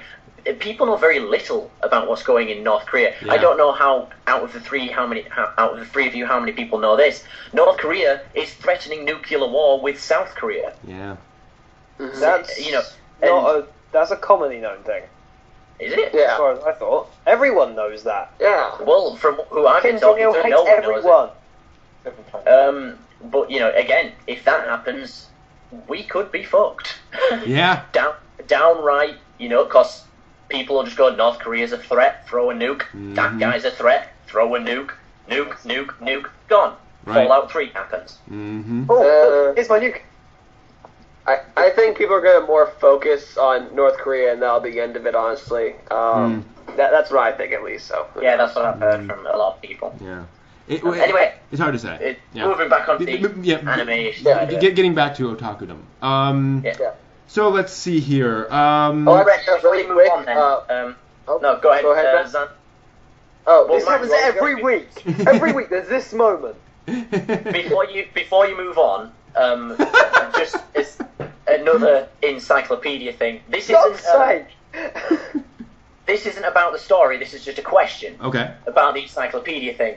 Have you ever seen this? The massive anime guide. Yes, I have. Yeah. No. It's just you were talking about this 60 years of anime thing, and I just remembered I had it, so I thought I'd point it out because it's good. It's actually really enlightening about anime. Cool. So if you don't want to read a hentai-filled gore fest, read that. Yeah. Fair enough. And now for a 2-second new feature of Rob the Pedant. It was 60 years of manga. I return you to Otaku. Go ahead, Zan. Really quick though, there was actually an anime that I watched as a kid too early. Mm. Though I don't think I was early enough. It was Evangelion, and to this day I still hate that series. I watched it as a kid, and as 10, watched the whole thing on its run on Adult Swim. Wow. And people constantly tell me, you were too young, you need to watch it again. And I'm like, no, I tried constantly to try rewatching it again. I've got up to episode 3. I'm just like, no, Yeah. because I remember as a kid I had to sit through Shinji, and Shinji, even now as an adult, he is annoying. Not only is he annoying, he's just like anti-human. It's like I agree he doesn't with get over it ever. I agree with you 100%, and I will say, you might be very intrigued by the Evangelion rebuild movies. I don't want 2.2. Yes. I don't want to give any spoilers there, although I may just say screw it. Honestly, okay. Is covered. I will say this. I have issues with Evangelion. There are a lot of things about Evangelion that I didn't like, that I thought were poorly structured, they're poorly done, and so forth. Yes. Every single problem I have with Evangelion is being solved in the rebuild movies. Question. So the Stunning. rebuild movies, is this 2.0 and then you can not pass something? You can not advance. Yes. Okay, you can not advance. Okay, like question: if I want to, like, should I watch the original Evangelion and have to sit through this? What I've been told is ending. Some dick spoiled it to me, and I'm really annoyed that he did, because I wanted to feel the disappointment myself, my friend. Because thanks to that, I never watched Evangelion. And should I watch these films? As a non-Evangelion fan, never seen it. The films are a I don't want to say completely original, but you do not need to have seen anything else to watch the films. Isn't it like an alternate retelling? Basically, yes. Now, like, the first movie is almost exactly like the first 7 episodes. The second movie covers the same basic ground as, I think, episodes like 8 through 13 or something, or 15. But it begins to diverge at that point significantly. I mean, the characters are significantly different as of the end of the second movie. So okay. I am shocked. I am turning into a fan of the Evangelion rebuild films when I was not a fan of the TV series. So just FYI, and I'm not saying you have to watch or anything, but I was surprised by that. Yeah, and there's new stuff added and so forth. And I mean, some things happen just differently in the movies. So. Right. He's not saying you have to watch it. He's just saying you have to watch it. Exactly. Yes. Question: are these sold? Are these like sold in DVD and like American stuff, or? Yes. Because I saw like in HMV some thing called Evangelion 2.0 possibly. It just says Evangelion on the front, and it's like a 20 quid DVD, and it doesn't look old. It came out recently. Is that really the one that of the new ones? That is, it's going to be Evangelion 1.0, 2.0, 3.0, 4.0, four films. Although the problem is when they did the original one, they did several different versions. It was like 1.0, 1.01, 1.11, and really funky. But and they actually dropped Neon and Genesis for these films. There's just Evangelion now. I don't know why. Okay, so just look for one to just say Evangelion. Yes. Yeah. Okay, thank you. Yeah. Now just my little bit with 2.0. I have not watched 2.0. I have seen your review of it, Brent, so I am a little bit more intrigued. Okay. But I watched the ending to 2.0, and I was still just dissatisfied. Yeah, just the whole like Shinji finding himself. Like, shush. Yeah, that's true. It's getting into spoiler territory. You're doing what I did on my second episode. Stop. All right, I'm not spoiling anything. But I'm just saying the ending to the to 2.0 and just Shinji's whole little like finding himself. What he does, it makes no sense. I disagree there. I disagree there, but we can talk about that separately. Do we have any other news stories that we want to talk about? Sure, I just want to talk about the PS Home concert. Yeah. All right. It's again similar to last week's, where I just had an interesting tidbit to mention, not 100% to do with it, but sort of connected. So can you just go over the news story, please? Sure. Okay. So there's going to be a Macross Frontier concert live on PlayStation Home Network. So you'll log into PlayStation Home only in Japan, and they're going to have a live concert with digital versions of Cheryl Nome and Ronka Lee there, with the voice actresses, singing live through their characters. And as far as I know, I mean, it's the first time I've heard. I certainly wouldn't know. It's the first time I've heard of this kind of event exactly. Right, that's my point. A lot of people, I am guessing, are reading this and going doolally because it's like, oh my god, no artist has ever thought of this. Yes, they have. Okay. just so hard to do. Someone I am a huge fan of. I have his autograph. Okay. Stuck to my Thank you. Yeah, Miniman. No, but You even kidnapped me, put me in your basement. You're such a fan. Jonathan Coulton. Oh, big yeah.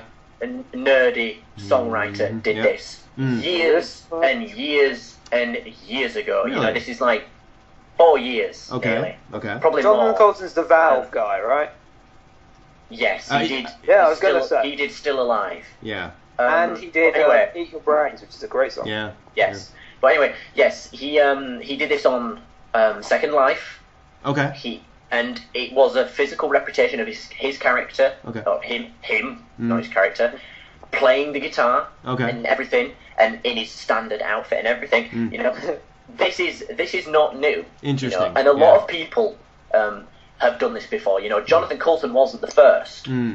He was just one of the big people to do it. You know, and Jonathan Coulton's an indie artist. You know, true, you know, indie people were doing this way before mainstream people were. Oh, sure. You know, yeah. this. And Second Life has done hundreds of these. I don't use Second Life. I used it for a day and then realised it's full of porn. Which it really is. That was exactly my reaction. But yeah, it's Second Life has done boatloads of this stuff, and I think, you know, and now that it's on, they're bringing it back to PS Home. That's awesome. Yeah. I love that. I think that's really, really cool. Yeah. Because it probably won't be free. You know, it'll cost you Sony points, whatever you want to call it.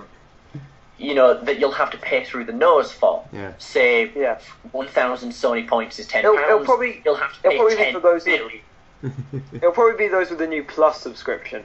I think. But it's still a really awesome thing to do. It's you know, I thought it was amazing that Jonathan Coulton did it, and he's an indie artist, so of course he's going to do it. He wants to get his name out there. But a group that's already got their name out there, this is just going to make the fans go wild. You know, they're going to love it. They're not only going to think the band is cooler, they're going to think the band is nicer people. This is amazing advertisement for anyone, for any kind of band. You know, if we did something like this on Second Life, seriously, it would work. ONV Live Second Life Edition. I'm sort of not and seeing it at the same time. The main problem is I can neither sing nor play any instruments. So. Oh no, we just have a conference. We just. Oh, okay, gotcha. We just sit there. It would be like The View. It would be like The View. Oh my gosh! Be like, the View is like the anti-Otaku no video. It's like everything I don't want to do is The View. That's hilarious. I don't know. Everything we don't want to do is the Brent Gowan Bible Brent. That's everything we don't want to do right there. But I mean, we say it's completely original, but has anyone ever seen a Gorillaz concert ever?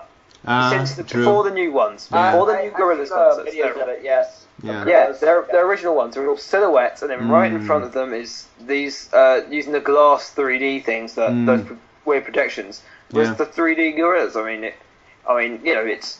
But you know, to do something like this on PlayStation Home, that's great. But PlayStation and anime have never had a good relationship since recently. I mean, look what happened especially. I mean, it's a good thing they're doing this in Japan, because every time anime and Western and PlayStation Home get together, it always goes horribly wrong. I mean, they took down Queen's Blade after an hour. I wonder why. That was I was really. That was actually the moment I was just like, let's start watching Queen's Blade. For me, that was a great advertisement. So I did, and I'd like to kill you all, PlayStation Home, for making that a news story and for making me watch that. Luckily, it has made me sort of deterred enough that I'm sort of now stable about those things, so I can enjoy a good episode of Freezing now and then. Okay, fair enough. Hooray. But yeah, that was my interesting tidbit about that little bit of news. Zan, what did you have to say? The only thing I'm going to say about this news story is those two girls, Cheryl and Ronka, what they need to do for that concert is sing the original Macross theme, because they have not done that song yet. They need to grow some Macross pride and sing that song. Yeah. Nikki Basra did it. Nikki Basra is popular. Yeah. Sing it. Yeah. Sing your Macross chops. Macross. I love that song partly because it's one of the few anime theme songs that's sung by a guy, and it just sounds so not like like any other theme song. It just sounds like some guy in a closet singing about how awesome Macross is, and it's just what is this? It's great. It's just weird. Well, the thing is, watching SDF Macross, I would never be able to continue the episode without listening to that theme song. It was so good.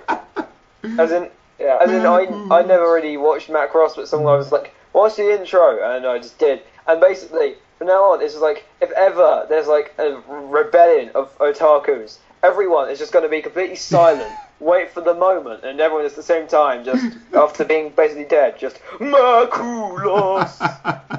Because that's it. No one understands what he's singing. He's singing like no one knows the rhythm at all. But everyone, as soon as they hear that first M, everyone just Macross. It's not even a great theme tune. It's just Macross.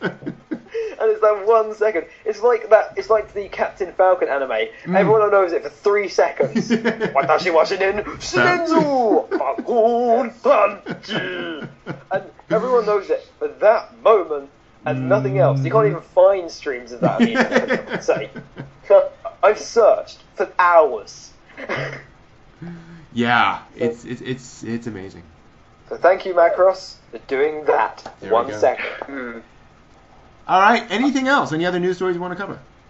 Oh crap! What was it? The anime intro festival. Oh yeah. That's awesome. That is very interesting. So the background there is that okay. So okay. I'm not going to go through the whole background because that would take half an hour. There's going to be a competing festival that competes with Tokyo Anime Fair, and they set up a second competing festival called A-Fest, which stands for basically Anime Song Festival. And if it was Anime Song Festival, wouldn't it be Ass-Fest? Oh, that's the thing. Is A-Fest just sounds like Anime Fest. Yes. Well, A-Fest just sounds. Are you going to a fest today? I'm going to a fest. Are you going to a fest? Yes, I'm going to a fest. What? And they've got some significant folks. I mean, they've got Jam Project that does basically every mecha opening song ever. Man from Macross Frontier, Grand Rodeo, Minori Chihara, Minami Kuribayashi, Ali Project, others. And it's just going to be a festival devoted entirely to anime music, which I think is really nice. No one's going to cheer until it just goes to Macross. That's actually the awesome thing about Jam Project is that all they do are mecha songs. So they'll just get on and do the theme to Grandizer or Gao Gaigar or something. And every person there knows every single note to it. So everyone's just singing along, Gao Gaigar. It's awesome. And then when it comes to Macross song, everyone knows every single note of the exact 1 second clip to which we have aforementioned. It's so delicate. It just has so many layers. Exactly. So it'll be for. I cried the first time I heard that. so it'll be on for 2 days, which is a pretty long time for something like this. For at the Makohari Messe Event Center in Chiba, Japan. So interesting. Yeah, it's the main thing I wanted to talk about is just what's the first thing I review in my reviews? The intro. The opening thing. What do I say about nearly every single intro? Actually, what have I said about every intro? They're awesome. Anime intros are the best songs I have ever found. So having a festival all about some of the greatest music and some of the most varying music in the world ever for never ever is awesome. This is brilliant. I wish I could go and just sit and listen to all this awesome music. This isn't a festival just for rock fans or R&B fans. This is every type of genre of music brought together in one big squishy muffin of anime.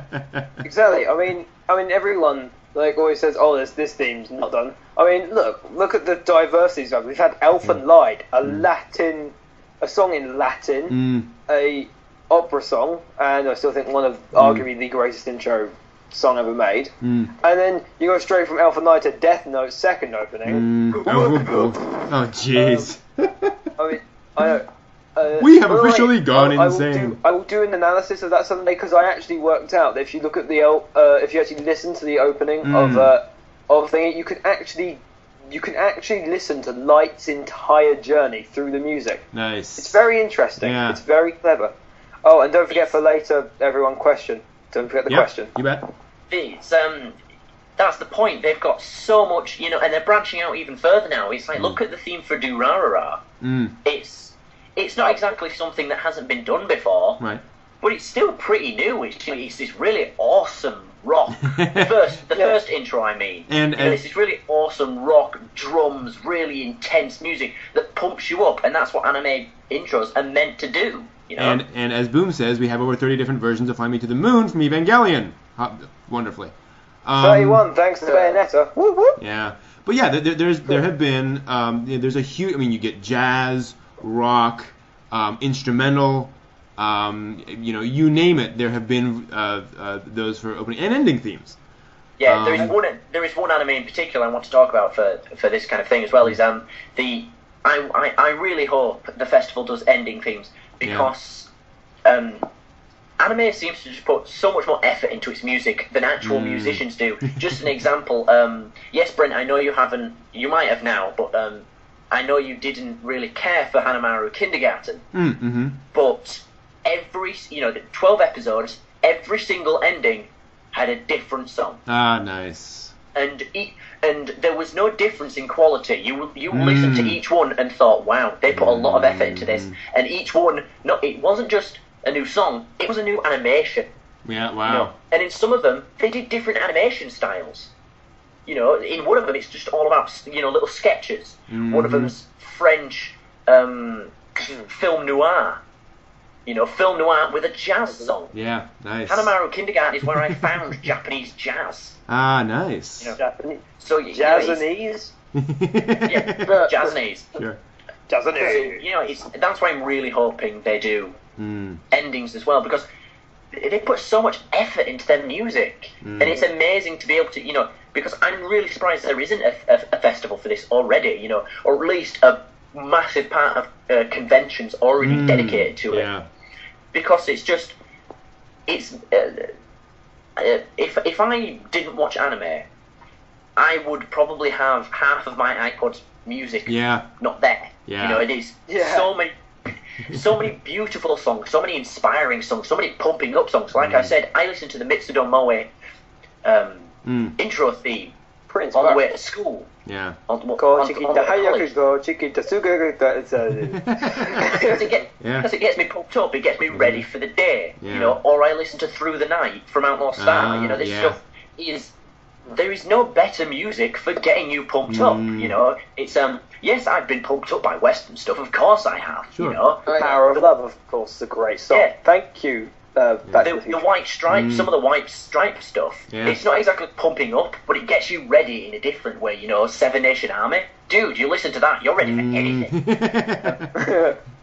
Listen to anything like Jam Project, actually. Basically, if you want to see ready for anything, imagine just someone drinking Mountain Dew while listening to that. Yeah. From what I've heard, when a man drinks Mountain Dew, he can do anything. But of course, Britain doesn't get Mountain Dew. We do now.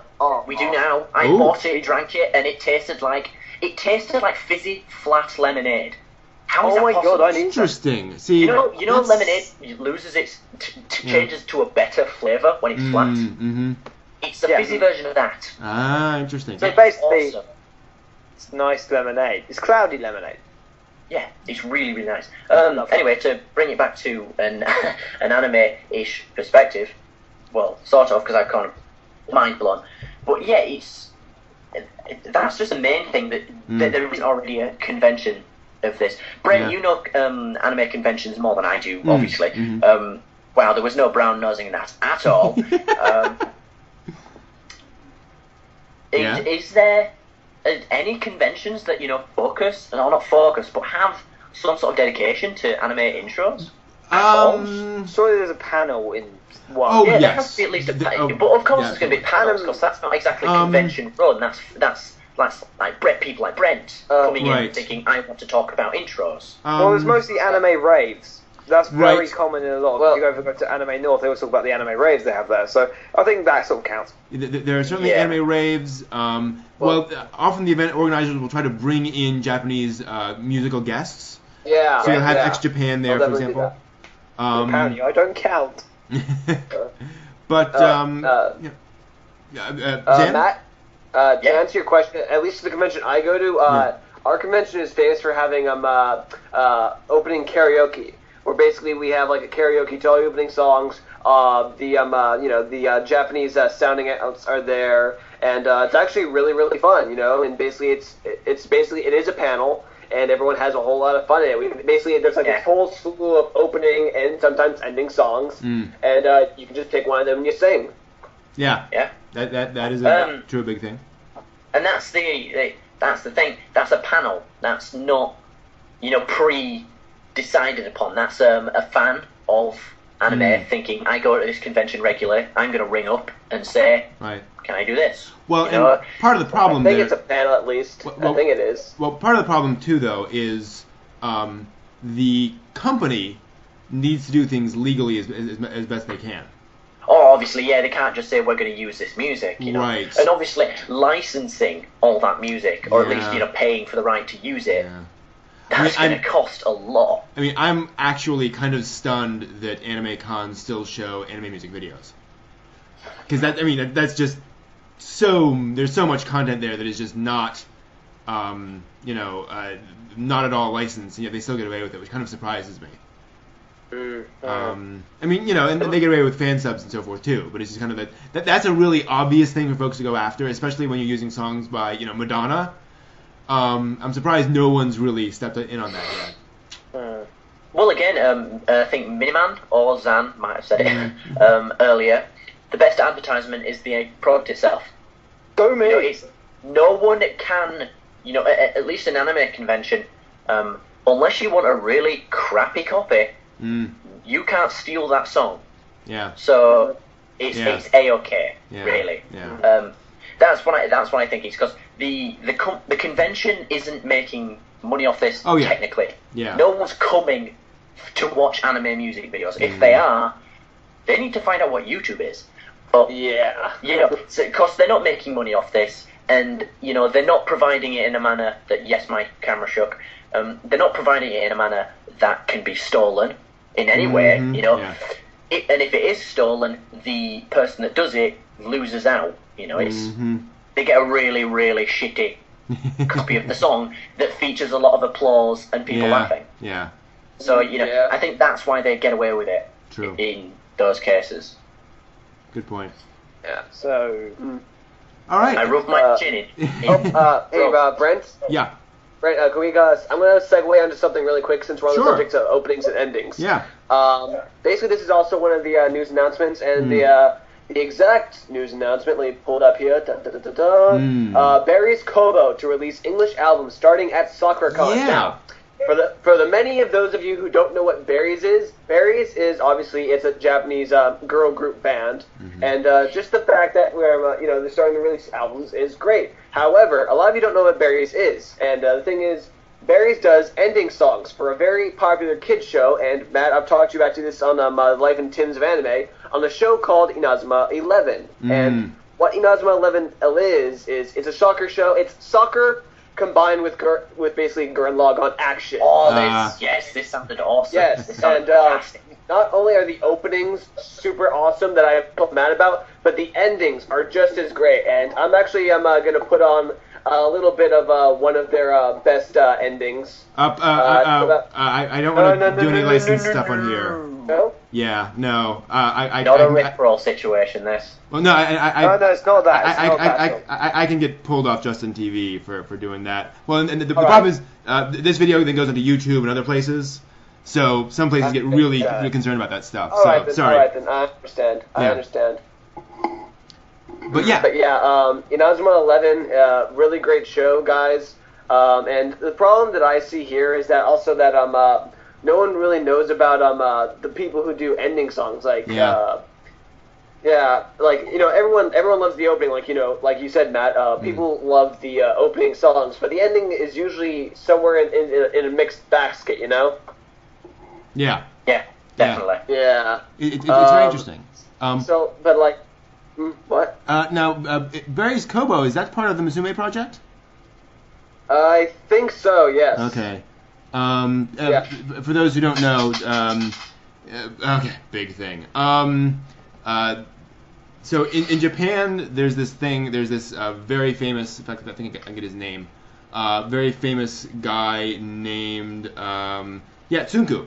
He basically creates girl bands.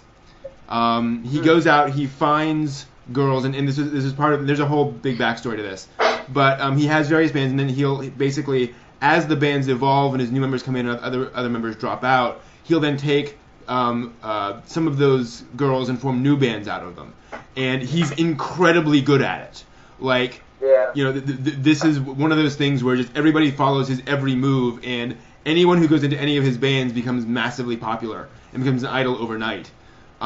So being part of the Musume project is a really big thing, and the idea that this sort of thing is now starting to make its way over to Japan, to America and to the U.S. and just the West in general, that it's sort of cracking open a very large door that allows for a lot of Japanese music to come over here. Very exciting. Right. Yeah, and just I guess what I'm also trying to do is also the show Inazuma 11 is really popular in Japan. It's about like one of the top 5 most popular ongoing anime. Like, I don't mean like for the season, I mean like for a while. It's on its 200th episode. Yeah. So it's alongside Naruto and One Piece, and like I've said before with Matt, this isn't based off a manga or anything like that. It's based off of a video game for the DS. And all this work has so far gone into it, and it's pretty impressive. And just the music alone, it gets you pumped up. It gets you really youthful. At least that's what I get when I watch the show. It gets you really youthful when you watch it. Nice. Yeah. That's really I have to say. But yeah, check out Berryz. If you guys are anyone watching the stream going to SoccerCon, give a listen to the songs. Yeah, and buy their album. Yeah, and I don't know if we actually mentioned the specific stories. At SakuraCon in April in Seattle, they're going to be Berryz Kobo will be there, and they will start selling their album there initially. Then it will be available in general. And the interesting thing is, it's being released in Japan in March 30th. So kind of just like a few weeks before that is when it's released in Japan, and it comes over to the U.S. So that's pretty darn cool. Definitely, yeah. Yeah. All right. Anything else? I don't think there should be anything else, because I think this is now the longest. By far. Yeah, this is the longest ONV live. I 2 hours and 7 minutes. Yeah. No, I don't think it's the longest yet. Our record was New Year's, which was 5 hours and 32 minutes. Was that all? What were we doing New Year's? Oh, that's right. That's right. Yeah, we were doing all that. Yeah. Oh, the New Year's countdown. That's right. Yeah, that was that's true. Absolutely fantastic. It was. Yeah, we're gonna have to do more of that stuff.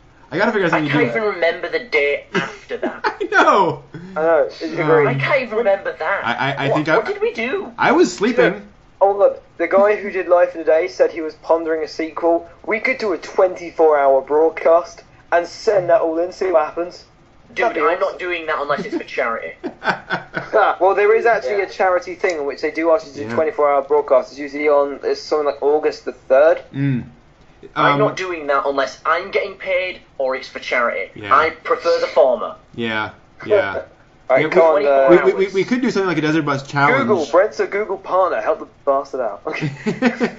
We could do something like Desert Bus Challenge, where for every hour that we watch some horrendous anime, money gets donated to charity. Welcome to Freezing Day. Yeah, and just, money comes in, and however much money we get, we watch that many episodes of the anime and stream it live. I think I'd be down for that. Yeah. All right. Here's the deal. Alright, here's the deal, everyone. Alright. New deal. You advertise a Takano video. If we get 1,000 views on one of the YouTube videos, nice. Yes. Because we're getting about 100 to 56 to 100. Mm-hmm. If we get 1,000, we promise that within that year we will do that. Absolutely. I'm up for that. I'd be down for that. You've got my victory sign of approval. So, victory sign of approval. Everyone, just do a victory sign in your head, Zan. Everyone.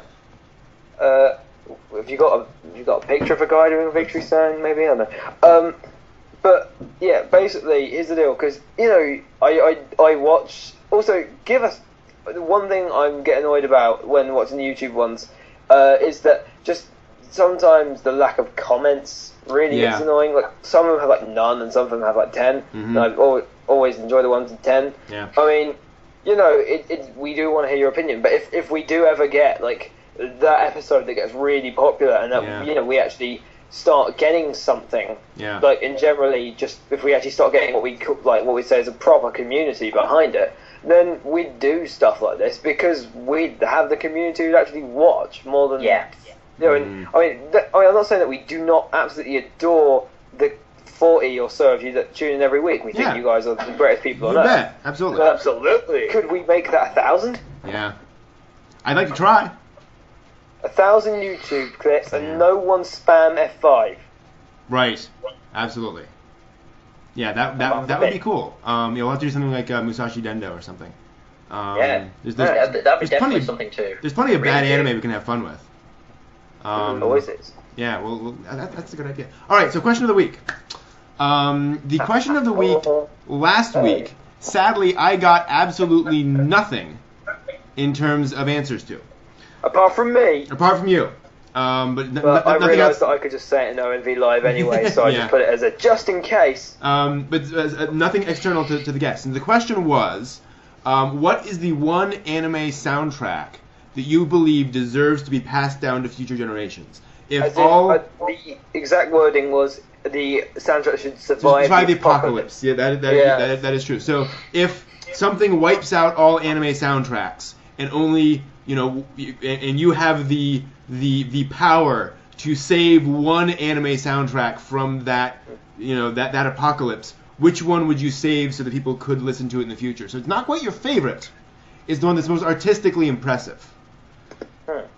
That's the question. This was surprisingly easy for me. Really? Yeah. Say Toru Medusa or Haruhi, you die. Neither of them.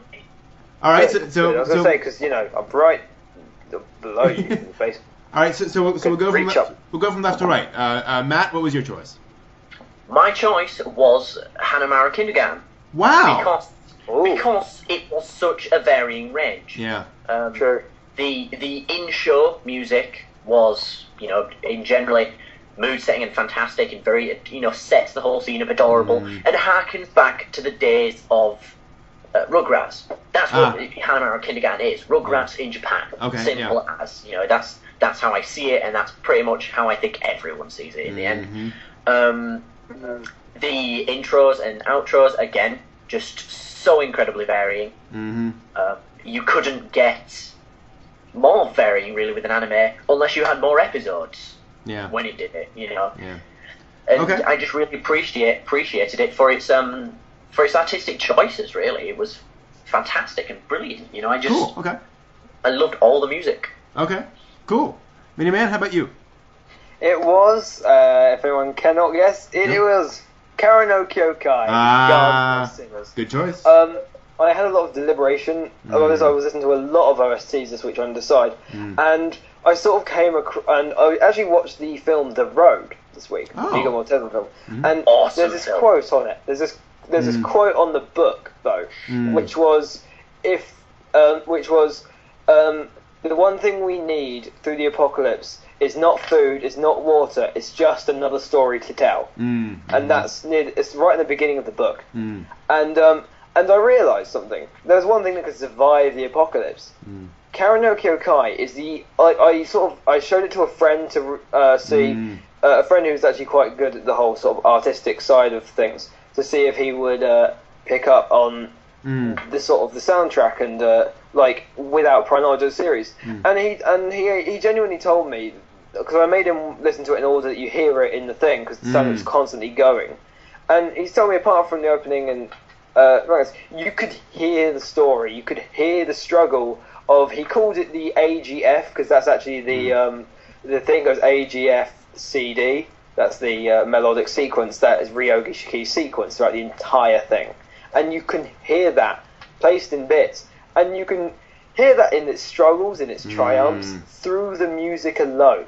And the music is fantastic. It mixes, electrical sort of soundtrack at some points with sort of orchestral. And you have sorts of all varying themes. You have horror, science fiction, fantasy, and you can hear it all in the music. And I was just, sort of, I loved it, and I was always wondering whether it should be sort of my favourite for the fact that it does that, and I always worried, do other people understand it? But in the right mindset, it seems like you can tell Karen no Kyokai through its music, and it's extremely powerful. That's very impressive. Good choice. Zan, how about you? Well, I took this question on differently than the rest of you. I didn't think about what was the best song, but I thought, if there was an apocalypse, what soundtrack should survive so that the human race would dominate once again? And I thought, well, that's easy. Gurren Lagann. Think about it. Say, Macross from the wreckage, and conveniently found a CD player next to it. Put it on. A revolution would commence, and eventually the human race would pull themselves up from the ashes of defeat, and then build society once again. And also, I have listened to all the songs of the Gurren Lagann soundtrack. And not only is it inspiring, but also it shows triumph, but also the worries of defeat.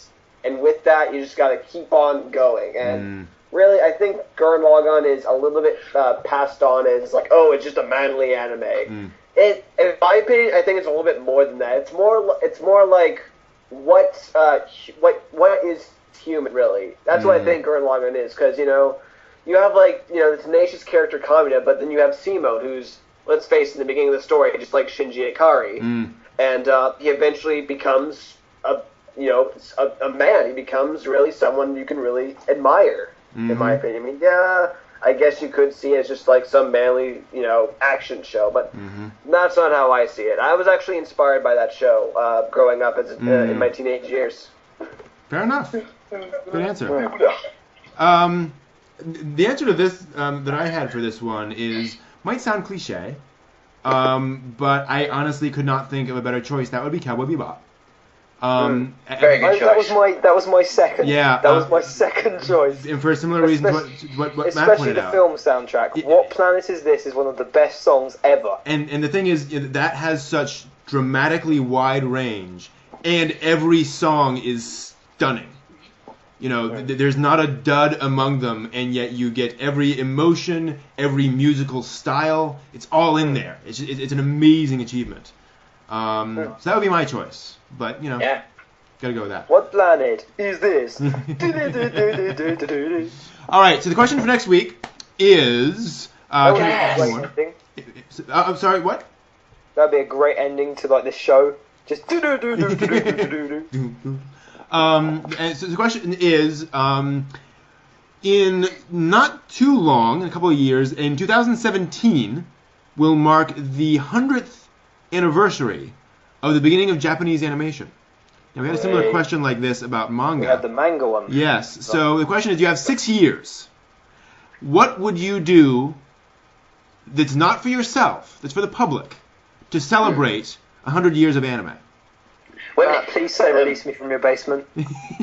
No, I'm just clarifying. Oh, no, okay. As in, when you say for the public, as in sort of a charitable kind of thing, or just as in you gain nothing from it, it's just kind of like a party kind of thing? As in you gain nothing from it. So it's just a celebration, not because it's just when you said for the public. I thought I was giving something to the public. It could be. And as people know, I'm not a generous person, so it certainly could be charitable. Charity is a good thing. The internet and food down here, I consider that quite generous. So if you want to do something charitable, that would be awesome too. But what would be the one thing that does not gain you something, but that gets the word out, if you will, and celebrates it in some big way? Actually, a good example was the the Gundam statue. That'd be a perfect example of something. It takes some time to build, to set up, and that's your sort of celebration thing. And let's say that we're not assuming infinite money, but we're assuming significant money. Millions perhaps, but not trillions. If we're still doing this in 6 years, how about an awesome 24-hour OMV episode? No, if we're still doing this in 6 years, we're doing a 48-hour broadcast. Yes, and that's a good deal. Do it. Yeah, totally. If it was for the celebration of anime's beginning, I would do it. Yeah. I would be totally down for it. I would get energy pills, energy drinks, energy food, and I would probably have to work out the week before. Just to somehow get physically fit and prepared. And so send your answers to Brent@otakunovideo.net. Should you send a new email address for this? Brent@otakunovideo.net, and answer your question. How would you celebrate the 100th anniversary of anime 6 years from now? It would be interesting to see how people would do that. And again, something big. And again, buy anime is banned. Yes, yeah. Just saying I would buy a lot of anime, that doesn't work. That's not your answer. Unless you can work it into, as in and work into it, and it makes sense. Obviously. Yes, absolutely. You can't just say I'll buy a lot of anime and show it to people. Yeah. That doesn't work. Nope. If it was hopefully in 6 years, I'll have finished uni and I'll finally try and got into film, and I promised everyone that if I do get that directorial role in 6 years, I will in 2017, was it? I will announce Phantom Requiem for the Phantom, the series, because I wanted to do that for about 2 years now, and that was what inspired me to be a director. Not Phantom, because that hasn't been out for 2 years, but like the sort of idea, and then about a year ago I saw it, and I genuinely wanted me to be a director, to be the guy who made anime and film work. There we go. So if I can do that, then heck, we've made something out of me. There we go. I couldn't do anything in my wanted job, really. I wanted to either be a journalist or an author, and all I could really do is either at the end of my column or the end of my book, or at the beginning, just watch anime, you twat, and that'd be about it. Although that would be hilariously funny. It would. You could do what James May did. It was about 10, 12 years ago. But James May of Top Gear fame, what he did was he was the editor for a motoring magazine, and they were doing the top 100 cars of all time. And what he did is he actually made the big letter, the first letter of every sort of page was big. Yeah. And he arranged the pages so it said, "You may have thought that by discovering this you're a clever idiot, but to be quite honest, you're a bit of a twat, and no, there's no fucking prize." Wow, that's impressive in a weird way. There's actually anyway. All right, cool. Well then, I think that will do it for this week of Otaku News Live. I want to thank, as always, my guests, Matt Dixon. It's always probably the biggest pleasure of the week to entertain you all and discuss the big issues, the real issues, the otaku issues with you guys. And to completely go on a tangent from them immediately. And always go on a tangent and talk about the other issues, the Western issues. There we go. And thanks, as always, to Miniman for joining us as well. On 3, 1, 2, 3. Macross.